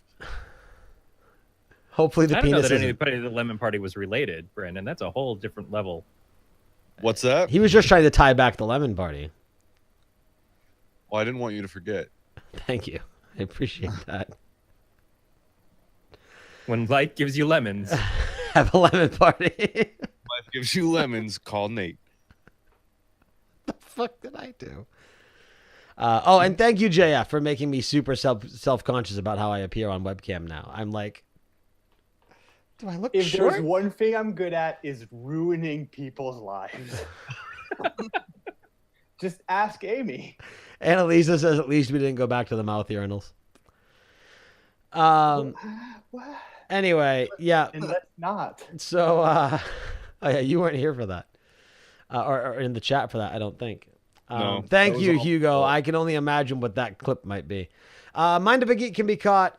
Okay, yeah. So really quick, if you're listening on Twitch, you know I've already said it. But if you're listening to the podcast version of this, there will be no show on the week of the 28th. 29 of the week of the 30th or the week of the 7th. There are no shows. We will return for season 4, episode 1 with returning guest Jackie Hearn, which is her 3rd time on as well. A lot of three-peaters coming up. 3 Peters. Yeah, so Jackie Hearn will be coming back on July 14th, and that'll also be the return of Sonics and Sabers. Other things in the pipe. I am working on a one mic thing. There were other ideas dabbled with people, and Indie Case Files, now that we are confirmed that we're keeping it called Indie Case Files, will be returning sometime in August with myself and Amy Frost. So lots of stuff coming down the pipe, which is pretty cool. So going into July will be a lot of fun. Also, happy 4th of July to all of our American listeners. And happy July 4th to everybody else. Mind of a Geek, as of that point, can be caught on Friday nights at 9:30 p.m. Eastern Time at twitch.tv/InkGeekStudios. If you would like to support Mind of a Geek and IG Studios, please consider going to patreon.com/IG Studios. As Annalisa would say, give them $1. So give us $1 or more or less. It's up to you. Doesn't matter. If you watch us live, you can toss us bits. We are Twitch affiliates now. And those are also greatly appreciated. Again, Ray, thank you tonight for cheering us with some bits, and everybody else that has done so in the past. I think that's it. So go check out Corey's shit. He didn't plug himself on this show. He plugged himself on Sonics and Sabers. If you liked Corey here, this started as a continuation of that conversation. So go check out this week's episode of Sonics and Sabers. Also, Podcast of Terror is an amazing podcast, and I'm except for the episodes I'm on, because then we just ramble about dumb, stupid shit. But usually the other episodes are amazing. Really quick, Anonymous. Yeah, you spelled it like Dead Mouse. Anonymous, welcome to the channel. We're just getting ready to wrap up, but I appreciate you stopping in. Yeah, go check out Corey's stuff. It's all over at Galactic Netcast, Weird World Weekly, Else Nerds, and Podcast of Terror, as JF just said. Also, for the summer, friend of the program, Sean Burns, is going to be on Else Nerds. Is it weekly or off and on throughout the summer? I believe he's trying for weekly throughout the whole summer. There was just a issue with some equipment this past week. Very cool. We've all had issues with our equipment before. Yes, we have. There's an ointment for that. For the penis. Again, catch JF's book, bit.ly/archandroid. Right? Book. Archandroid book. You have to confirm it's a book.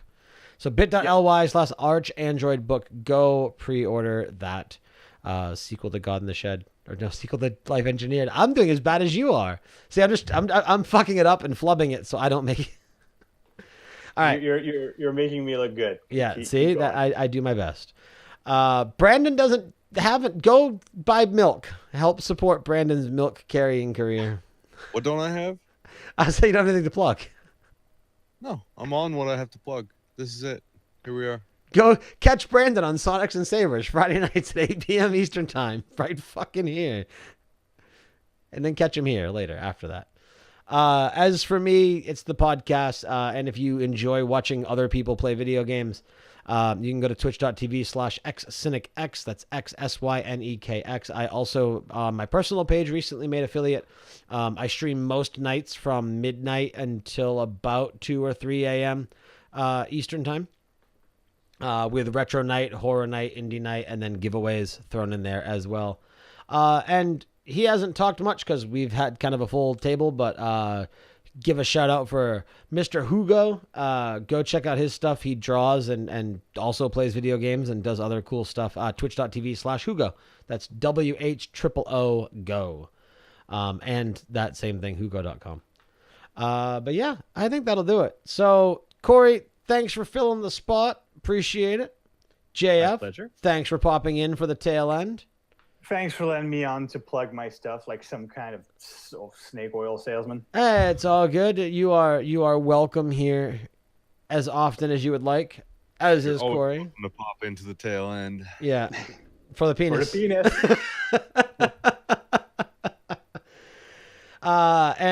Yeah, thank you everybody who listens for downloading, for subscribing, for everything. This is the end of season 3. That's really cool, and that puts us 48 episodes in for Mind of a Geek, which is pretty cool. As something that was a random thought of mine, and yeah, it means a lot that you guys like it and you guys listen to it, and it's a lot of fun to do. So we will see you in 2 weeks. If you're going to Nerdtacular, I will see you in like 5 days. Yeah, I think that'll do it. So, for Corey, for JF, for Brandon, for our live Twitch audience, and for myself, thank you all for listening, and we'll see you guys in July.